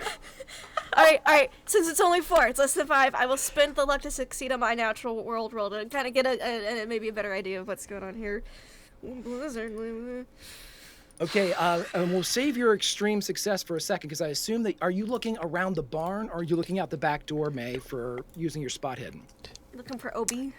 Where did I hear OB's voice come from? Was it outside or in the barn? Outside. Yeah, your was extreme, your outside. hard success, you're able to identify it as being outside. Okay, but there. Because I'm Man, gonna creep that's up such to a the good other question. entrance to look at the snow tracks and stuff. So we could probably creep up together. They must have left for some good reason, so I want spot hidden inside the barn. Okay, spot hidden inside the barn. And this was an extreme success. So we'll save yours for a second. As you go up and do your natural world check, a couple things pop out to you. One, you can see that there are several, like almost in the dirt, the permafrost, you can see partial prints of clipped horse hooves. You can see that there's like, a semicircle here. And you can also see just partial prints. Everything's so frozen and hard packed. But with that success, you're able to see that there definitely was wagon tracks that at least led out. You're not sure exactly how far they went, obviously, but you're able to glean that much. Okay. So like it just like went straight through the barn, just like passed through. Okay. When you look around through here with that extreme success for spot hidden, nothing seems out of place until you realize that everything seems out of place. All of the stables, the doors are closed, latched. No horses inside. Usually if you take a horse out to pasture, out to run, you leave the stable open because it's easier to get them in. At the very least, you don't latch it. You make sure that the door's open and ready to get them back inside. Everything is latched and secured almost for a storm, where it's even more secure to keep spooked horses in place. Not one horse is in any of the stables. And with that extreme success, you can tell that the food that is there to be prepared for them, the hay, has not been touched. You see that there is 2 to 3 inches of drifted white powder that has come through one of the doors or one of the slats in the barn and collected on it. But the thing that catches your eye the most is that there's about an inch of snow on the stove. It has not been warm for quite some time. Huh. If I were to take a guess at that, would that have been not warm since before the stagecoach even pulled in here? Absolutely. If that thing had been on when the stage got here, there is no way it would have collected any snow at this point. Like it's been too short a time. It's not that cold. Or like Like we're talking at least it has been out for an hour. For it to have collected that much snow, for it to be cold and then collect that much snow? It literally would have had to have been cold for an hour to have that much snow on it. If that gives you any type of, I can't give you any more than that other than So, like, it since would the have to have storm been started, bone cold basically. to have that. Correct. Okay. Yeah. Where did Eliza go? She is right at the back, like looking out into the plains in the direction of where Still sneaky, you though. heard OB. Still sneaky. Yeah. Everybody's still sneaky. Yeah. We're being sneaky. We're still being sneaky. We're just being sneaky. But just just looking at the snow, looking at the tracks, see, like looking, just kind of seeing if the wagon even came in here, which it did, seemingly, strangely. Mae will point to the stove and say, "That's been out for at least an hour." Stagecoach. The doors are definitely locked, came through too. Here. Oh, that's strange. I don't No like horses that. either, not even Minis or Sweet Daves. Do we want to get OB and head back in? This don't sit right with me. Is there a rope or something we could use to tie into the barn? What tools so that are we in here, can, Greg?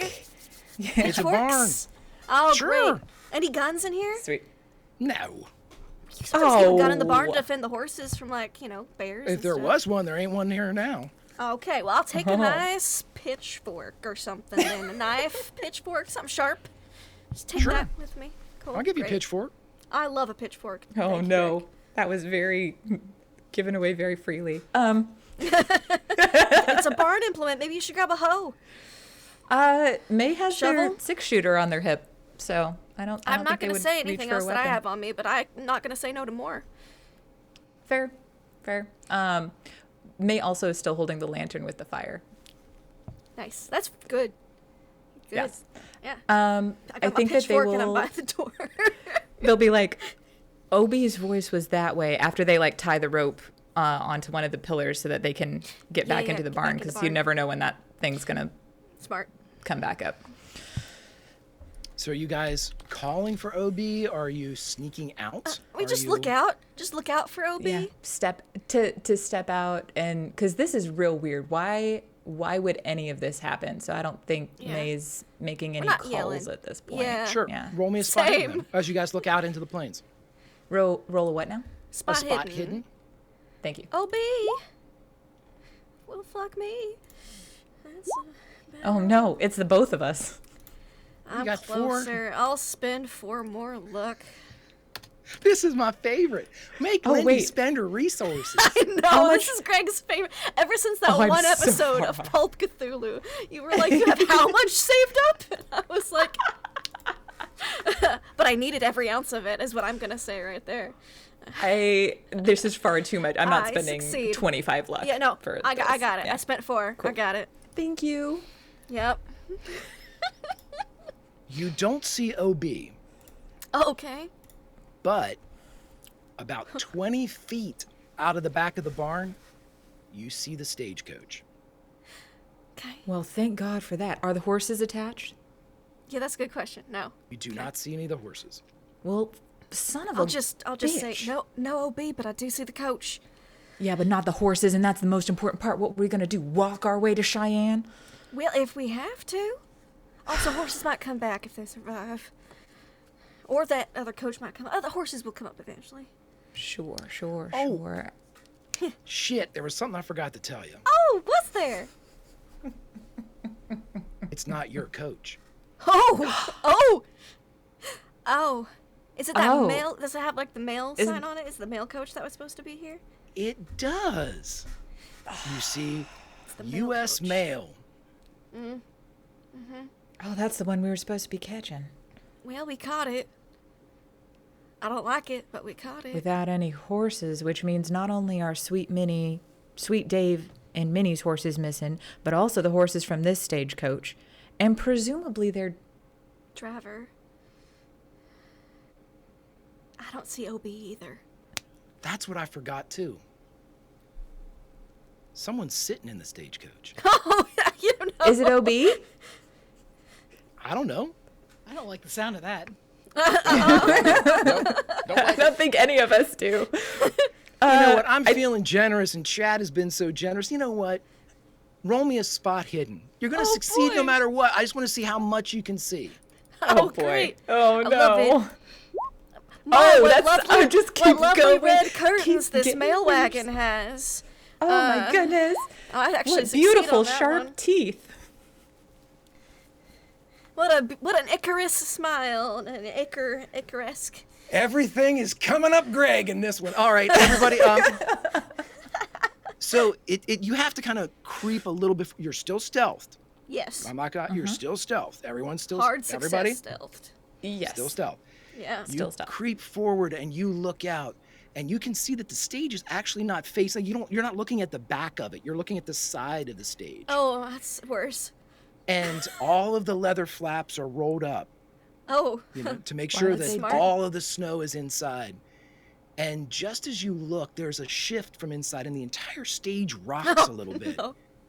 And whoever is sitting inside appears to be asleep or really asleep as you see the body move and it pops out and of the window and you see Minnie Mink dead with a bullet between her eyes looking back at you.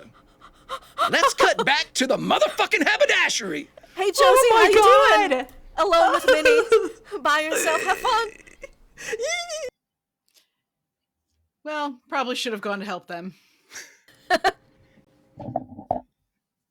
You're sitting there and I'm assuming you're still looking out. Yeah, well, it's looking out for a bit until they went in. I couldn't really see too much anymore. So probably would go back and check on Judy. Sure. As you walk back to check on Judy, Honey, how you doing?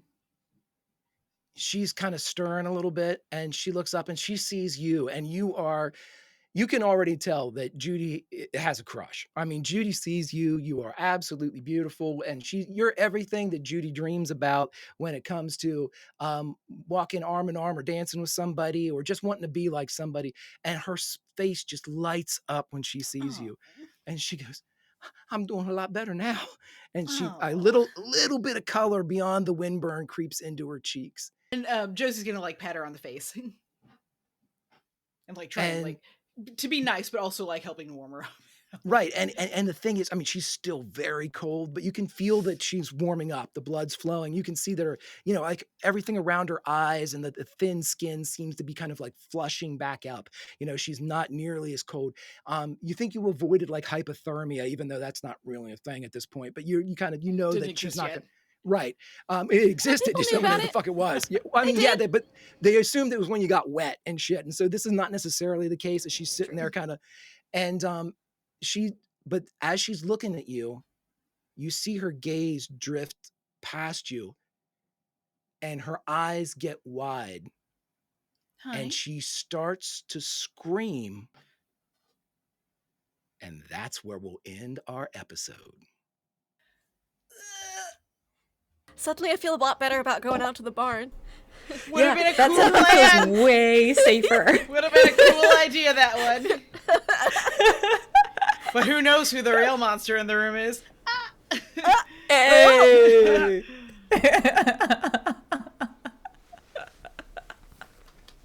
Oh my god. Oh, so good. So exciting. good. All right, everybody.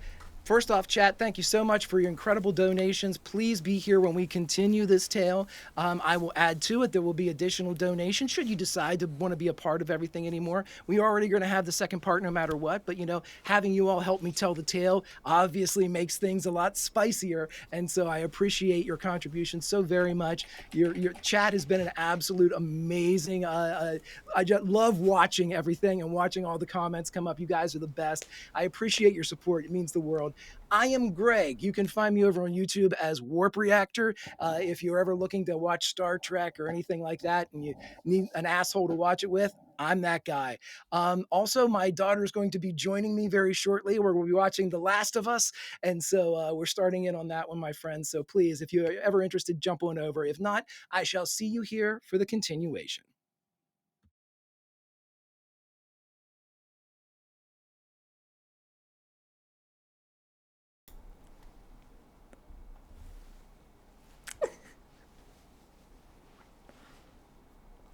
Hello.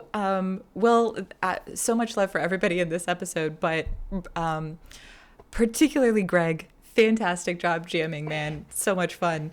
And Trooper, for the insane amount of work that you put in behind the scenes to make all of this look so great. Thank you so much, man. Like, the both of you, serious hats off. I'm Ari_Ventures. You can find me online. You can also find me live here in Seattle at Unexpected Productions. My next live show is called I Saw You, and it's all based off of these old, like, I Saw You ads that used to run in The Stranger to be like, oh, I saw you, you killed it. So it's coming back for Valentine's Day, and I got recast in it, which is very exciting. It starts up, I want to say, the very end of January. Yeah. And obviously this. Well, next up on our list then is L. Laugh, Love, Lindy. Who are you? Where can we find you and give some love? 'Tis I, Lindy, Laugh, Love, Lindy. I'm gonna do love first. First of all, my love goes to Greg for GMing. I'm so happy to have you GM for me once again, as you were one of my favorite GMs ever of all time.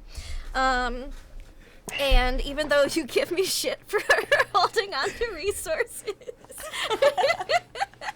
I know you do it out of love and probably frustration from prior campaigns, because I know that could be a lot. I loved Josie, just her being so chill and being like, no, you two go out and have fun. And I was like, maybe I should have gone out to the barn too. That's always the case in Call of Cthulhu. It's great. I love it. Trooper, I love how nice and sweet Bart seems, but then the second he gets in insanity, he hates women and maybe eats them. And I love fake cannibalism.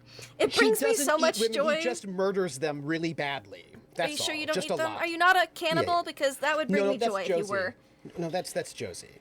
So there might have been some blood that Josie was interested. And it's. You know, I'm here for it. I'm here for all the fake cannibalism because it's not real cannibalism, so it's hilarious. But yeah, I love how Trooper seems like a gentleman.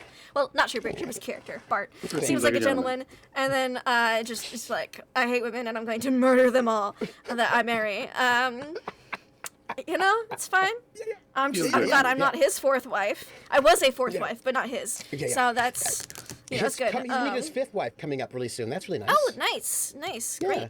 I'm going to interrupt real quick. When you all sent your backstories to me, I'm like, 4 wives, you say, okay. And then, Lindy, okay. I'm writing down all this shit. All 3 people, you say, okay.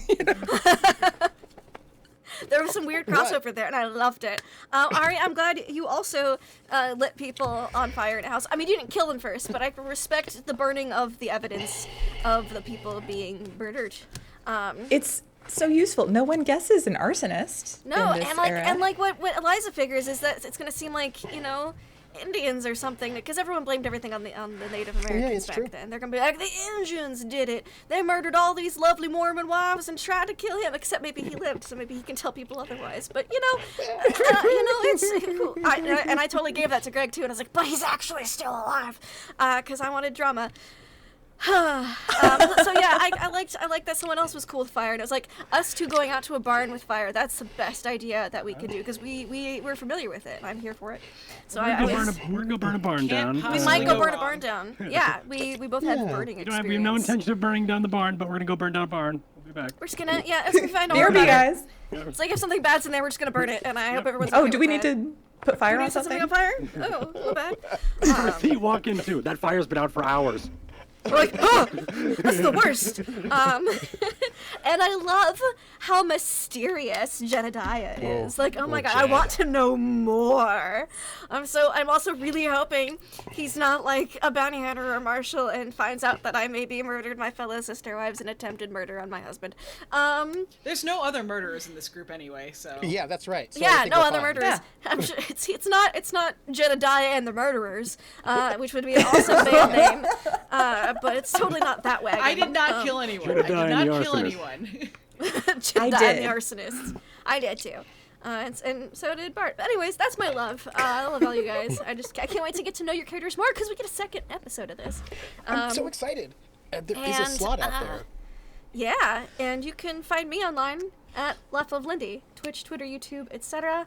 I play in NGM Tabletop RPGs. December was a difficult month for scheduling for my group, so hopefully we get to play next week for our Critical Role Call of the Neverdeep campaign, and which is a new batch, and then our murder mystery aboard Ghost of Saltmarsh, because we're gonna get everybody there. People are finally not gonna be sick or have holidays or family over. It's going to happen. I'm putting this out into the universe. And also, I'm just waiting on 2 people, Amelia Tyler and Jay Britton, to get back to me on scheduling so I can run a Call of Cthulhu campaign set in 1883 that covers a similar territory to this game, although it'll be a little different, very different. There's excitement. I've been doing a lot of research into this era, and you're gonna learn a lot. If you like learning things, watch my new Call of Cthulhu campaign that's going to be happening. Ta-da! It's me. Which brings us next to Mythematic, because that's the L, the MLM, C chord. Cord, where are you? Where can we find you? And give some love. Everybody, it's me, Cord, or Mythematic. You can find me twitch.tv/Mythematic, or yeah, that's pretty much it nowadays. There's other places like Instagram, TikTok is not going to be around in America, so why does it matter anymore? And take that, other countries. Yeah. Anyway, this is great. I love this. I did some forging today. I'm probably going to get back into actually streaming my forging soon, but that's for later, and we'll talk about it maybe next episode. But today was amazing, Greg. I love playing as a player, and you are behind the screen or as the GM and the narrator and storyteller. It's always so wonderful. You brought so much cool collaborative detail to all of our backstories and scenes, and some like offers that were so juicy for us to then sync onto. Because I gave you like 2 paragraphs, 2 small blurbs about like some events of the backstory, but then being able to flesh out some more of that stuff on the fly is usually what I like to do anyway. So it was awesome to have that and have you collaborate with me in situ. So that was just great, and just I loved it. I love everyone's characters; they're all so well done. I love this era. Like there's such a cool thing about like the Winter West, which we don't see a lot of. Like in Hateful Eight, you see it, and I was like, oh, that's kind of cool. And like the beginning of Red Dead 2, they have like that whole beginning of like this Winter West, and I just love that. It's just it's much more gritty. People are dying all the time to the cold, and really that's it. It's not like there's no animals or anything that can get you. So like it being Cthulhu and haunted is super cool, because like what else would it be? And it's just so awesome. So really love tonight. I usually don't play heroes in Cthulhu games because I was like taught when I was like a freshman in high school, and a bunch of the older high schoolers I was playing Cthulhu with were like, because that's how old I am, we didn't play on the computer. And they would be like, oh yeah, this game you don't win. You just sort of run and then you probably die. It's a tragedy. And I'm like, oh, cool. So I've always just like made like not heroes, because I'm like, oh, you're like having a gun is silly in this game. You're just not gonna. It's not gonna. What are you gonna shoot Cthulhu? So this character, like this time, I was like, Greg, I don't know what I should make. And then Greg was like, well, nobody's made a cowboy type character. And I was like, okay, I guess this will be the time I make the badass in a Cthulhu game.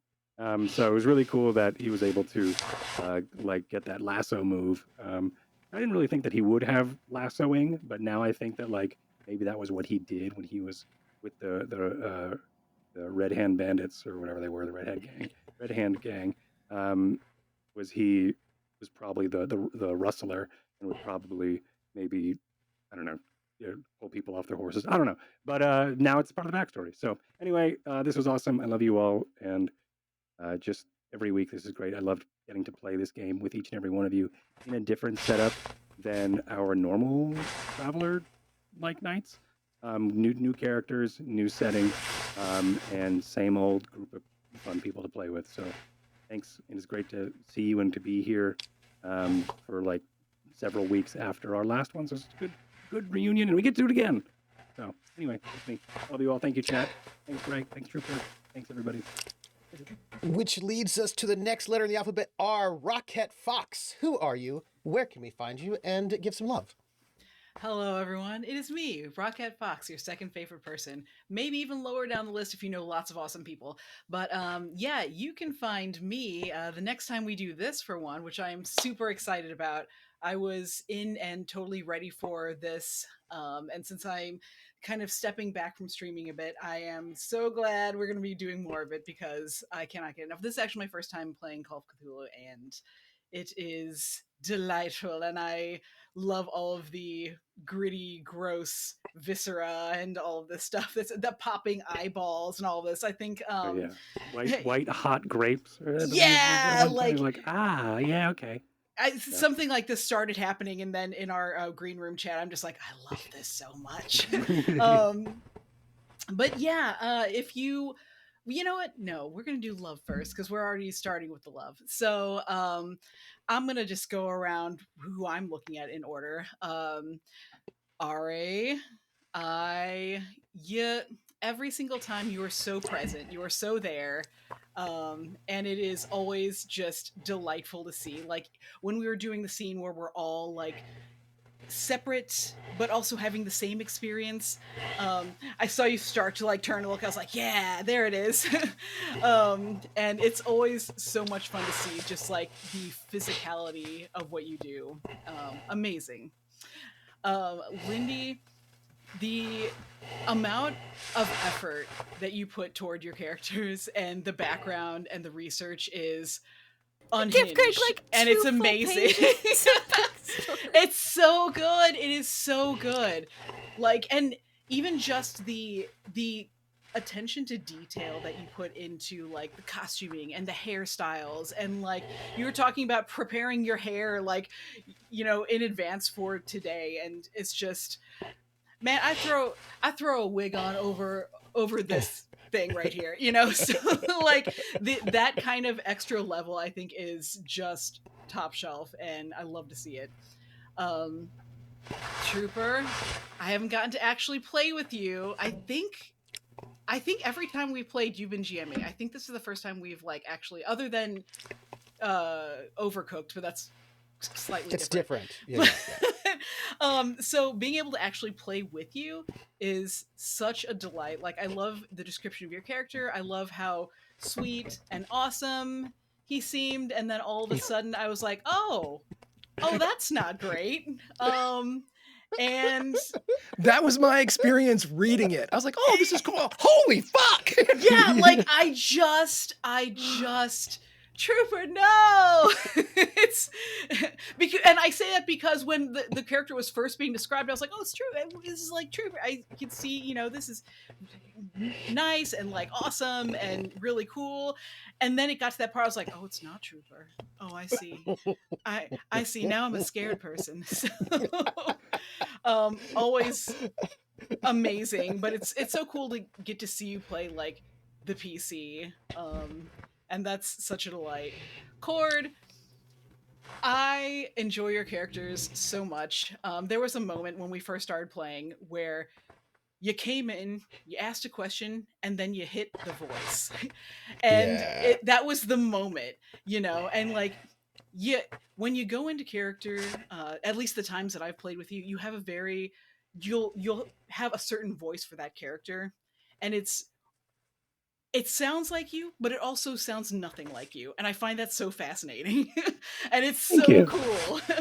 And it becomes the whole thing. And like, we'd be playing during tonight, and like I look down, you've got the hat, and you're like, it's low, and all you can see is the mustache. And I was like, I am looking at an actual like cowboy right now. And that is such a cool thing that I feel like you bring to all the characters, and I love to see it.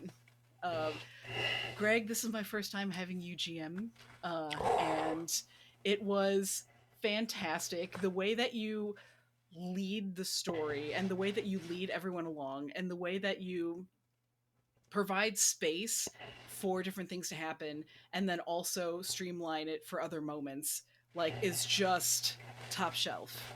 It is a masterwork, and it is such a delight. I'm really, really glad that we're going to be able to do this again. And yeah, as far as other places to find me, if you are in the St. Louis area or anywhere within traveling distance, which means anywhere, come get a tattoo from me. I am getting close to finishing out my apprenticeship. I'm on the human skin.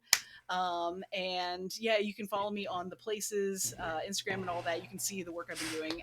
And also, I'm super excited for those of you who know or don't know, I was in an episode of a paranormal show called Liminal that came out. We released this past year, but we actually filmed it a couple of years ago. Essentially, it takes the idea of paranormal events and ghosts and things like that and kind of aligns it to how it relates to the queer community and how a lot of times there are more shared experiences because we experience living in these like between spaces. So there's a lot of interviewing. Our first episode is out on YouTube, and we researched checked out the Bell Witch in Tennessee, did a lot of interviews with people in the queer witchy community out there, and I may have summoned snakes. That is actually on film. So that was very cool. But in a week, I'm going out to North Carolina where we are filming episode 2 and 3. So we got greenlit for those. And so can't say how long it'll be before they come out, but you can check out episode 1 now. It's the editing on it is wild. It's really cool, and I'm super honored and proud to be a part of that. So that's what I'm doing. That's so cool. That is really cool. Thank you. Yeah, that is super cool. And I'm troopersjp, and I was like, I should pull up one more tab. One can never have too many tabs, ever, ever. I want to just shout out a couple of bits that came in. We got 1,000 bits from DJ Pat Attack, no message, but then we also got 42 bits, which is the meaning of life, from Stormbitter27, who says, late fee, sorry so late, but I'm glad I'm here in time for all the blood, which Rocket Fox's character drank. So I want to What's a little blood between siblings? Am I right? Right? Yeah. I want to thank everybody who donated. We did such a great job. We almost doubled what we had last time around. And just for the record, that the $50 that came in anonymously, we gave 1 health to Cord, 1 health to me, so we've all at least gotten 1 health. There's $10 left over, which we can get an advantage for, and I'm going to roll a d10 to find out which of the 5 of us is going to get it. 1 health is 10 health, right? Yes, 10 health. Okay, good. Okay. Just a 3. 1, 2, 3. So the second person on our list is, I'm pretty sure it is, after RA, it is Cord. Cord, also take 1 advantage. Hell yeah. Just make a note that you have it. All Okay. right. So, that said, and I want to thank every single person who helped donate to the ACLU. They do a lot of really good work to help secure everybody's civil liberties of all sorts in different ways. So thank you so much. We will be back. We still have some donations left to get and some trouble to get out of, I think. So that would be really great. We'll have brand new. I'm going to interrupt you real quick just to say this. Brand new donations I'll make up, and it'll be narrative based, friends. So, chat, you can help me tell the story. Do we want to separate somebody? Do we want to have somebody maybe tell us about a love that they used to have, or maybe currently have? Who knows? I had loves. They No, died. Not you. Not you, You Bart. don't get to talk about it. Yeah. I was deceived. We know what happened. They died tragically. So, Accidents. Tragically, in no weird way.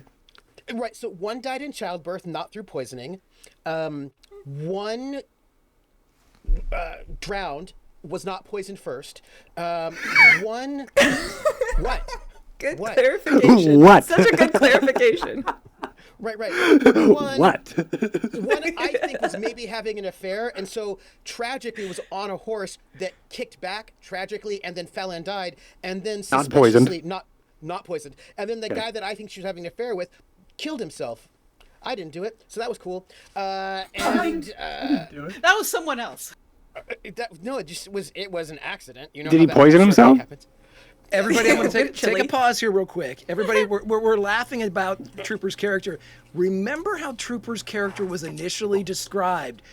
There is a size stat in Cthulhu. There is. It's Yeah, there is. very big. It's true. Yeah. Proceed, Yeah. Trooper. Oh, and then the other one just died tragically in childbirth, not poisoned. You know, so it's just bad luck. Bad luck. Also, I like it. 2 murder ballads are, well, one not murder ballad, one murder ballad and one non-murder ballad are involved in my character's backstory. Just so you know it. But I want to give my love first. So I want to give my love alphabetically and in the form of what we all have in common. You know, like bonding experiences. I'm going to start with Ari. Just so that, you know, I want to make it very clear to Mae that my character never abused his wives. He just murdered them. So I feel like we're good. I feel like we have a nice, like, there's going to be no problems between us at all. Since there was no abuse, just murder. Accidents is what I meant. Yeah. Which is, I think, is fine. Yep. I didn't harm them. I just killed them. Yeah. You're assuming They that didn't get hurt. you're assuming that Mae's pain moral was code felt. works that way. Oh. Have fun. You have to know, you have to know people to care about them, you know. Oh, yeah. And Lindy, I really appreciate that both your character and my character, besides not being people who gamble, which, you know, I think is, I think that's important. All gamblers. That we also had lost wives. You know what I mean? Accidentally. Sure. I appreciate that. Yes, connection. it was totally. And the house burnt down. Yeah. It must have killed all 4 wives that were Yeah. there. That's amazing. Also, Yep. Cord, Jed, and not that my character is committing crimes by finding women who have money who need to come to the United States, getting their dowry, and then murdering them in a kind of banditry sort of a way. We might have some sort of slightly interesting ways to gain money, things in common, which I really appreciate that connection between our characters. You brought a tuxedo with you. I used to steal them from people. Yes. So Yes. yeah. Yeah, I feel like there's like, and we, you know, bonding, right? Yeah, exactly. Bondage, lassoing, yeah, it's good times. That's exactly it. Lassoing. Rock Right. it. I feel like both of our characters are entertainers and very honest about who we are to other people, that we like to be quite charming, and underneath, we certainly are charming and not monsters. So that's This whole another group thing is that so we have in honest. common. Well, Yeah. Right. Can't really say anything Yeah. to that, I guess. And Greg, what I appreciate is that I don't know what you gave other people for their legendary item, but I know what you gave me for mine, and it's pretty awesome. Yeah. And by awesome, Was it an automatically hitting lasso? Because No. It was just like it's like a little trinket, little keepsake. You know what I mean? Just a Yeah, mine was little like thing. kind of tied to my backstory. Yeah, mine too. I can't wait to Nice. find out what everybody else's legendary items are because mine was tied to my backstory in a way that is delicious. It was just deliciousness. And Greg, the way that you did this was amazing, and I will just give everybody my character, Bartholomeus Blaut. That is Bluebeard, right? Bart is German I for thought beard. so. Yep. And I German for totally. blue. I was like, does he have a blue beard? That's amazing. Yeah. My character's Bluebeard. Well done. Well done. Yeah. So you can find me next. What is today? Today is Friday. You can find me. The next RPG I'm doing is next Tuesday at 8:30 p.m. over at Wandering DM's channel Eastern for the finale of Warhammer, where we play tax collectors, and then next Friday at 7 p.m. here for Seasons of Death Winter, where Werewolf Fields will be the 4th agent up there to be fighting against the vampire conspiracy. So come next week to see that, and we will have a part 2 of this, and we will find out what happens. And yeah, there's some murder ballads, and I think it'll be fine. Yeah, It'll be fun. Today was wholesome. yeah, it was super wholesome. Just yeah. So I know that like I normally close it out, but I always feel like it should be the GM who closes it out. And I know that Greg started, but I would like him to end. Greg, wrap us up. All right, well, I haven't done this in a while, saying goodbye from an actual play stream, but I just wanted to thank again everybody that plays in this cast. I consider them friends and family. They are the absolute best. Everything that you see, they are the genuine folks. Everybody in chat, I can't tell you how much I've been around a lot of communities in the RPG field.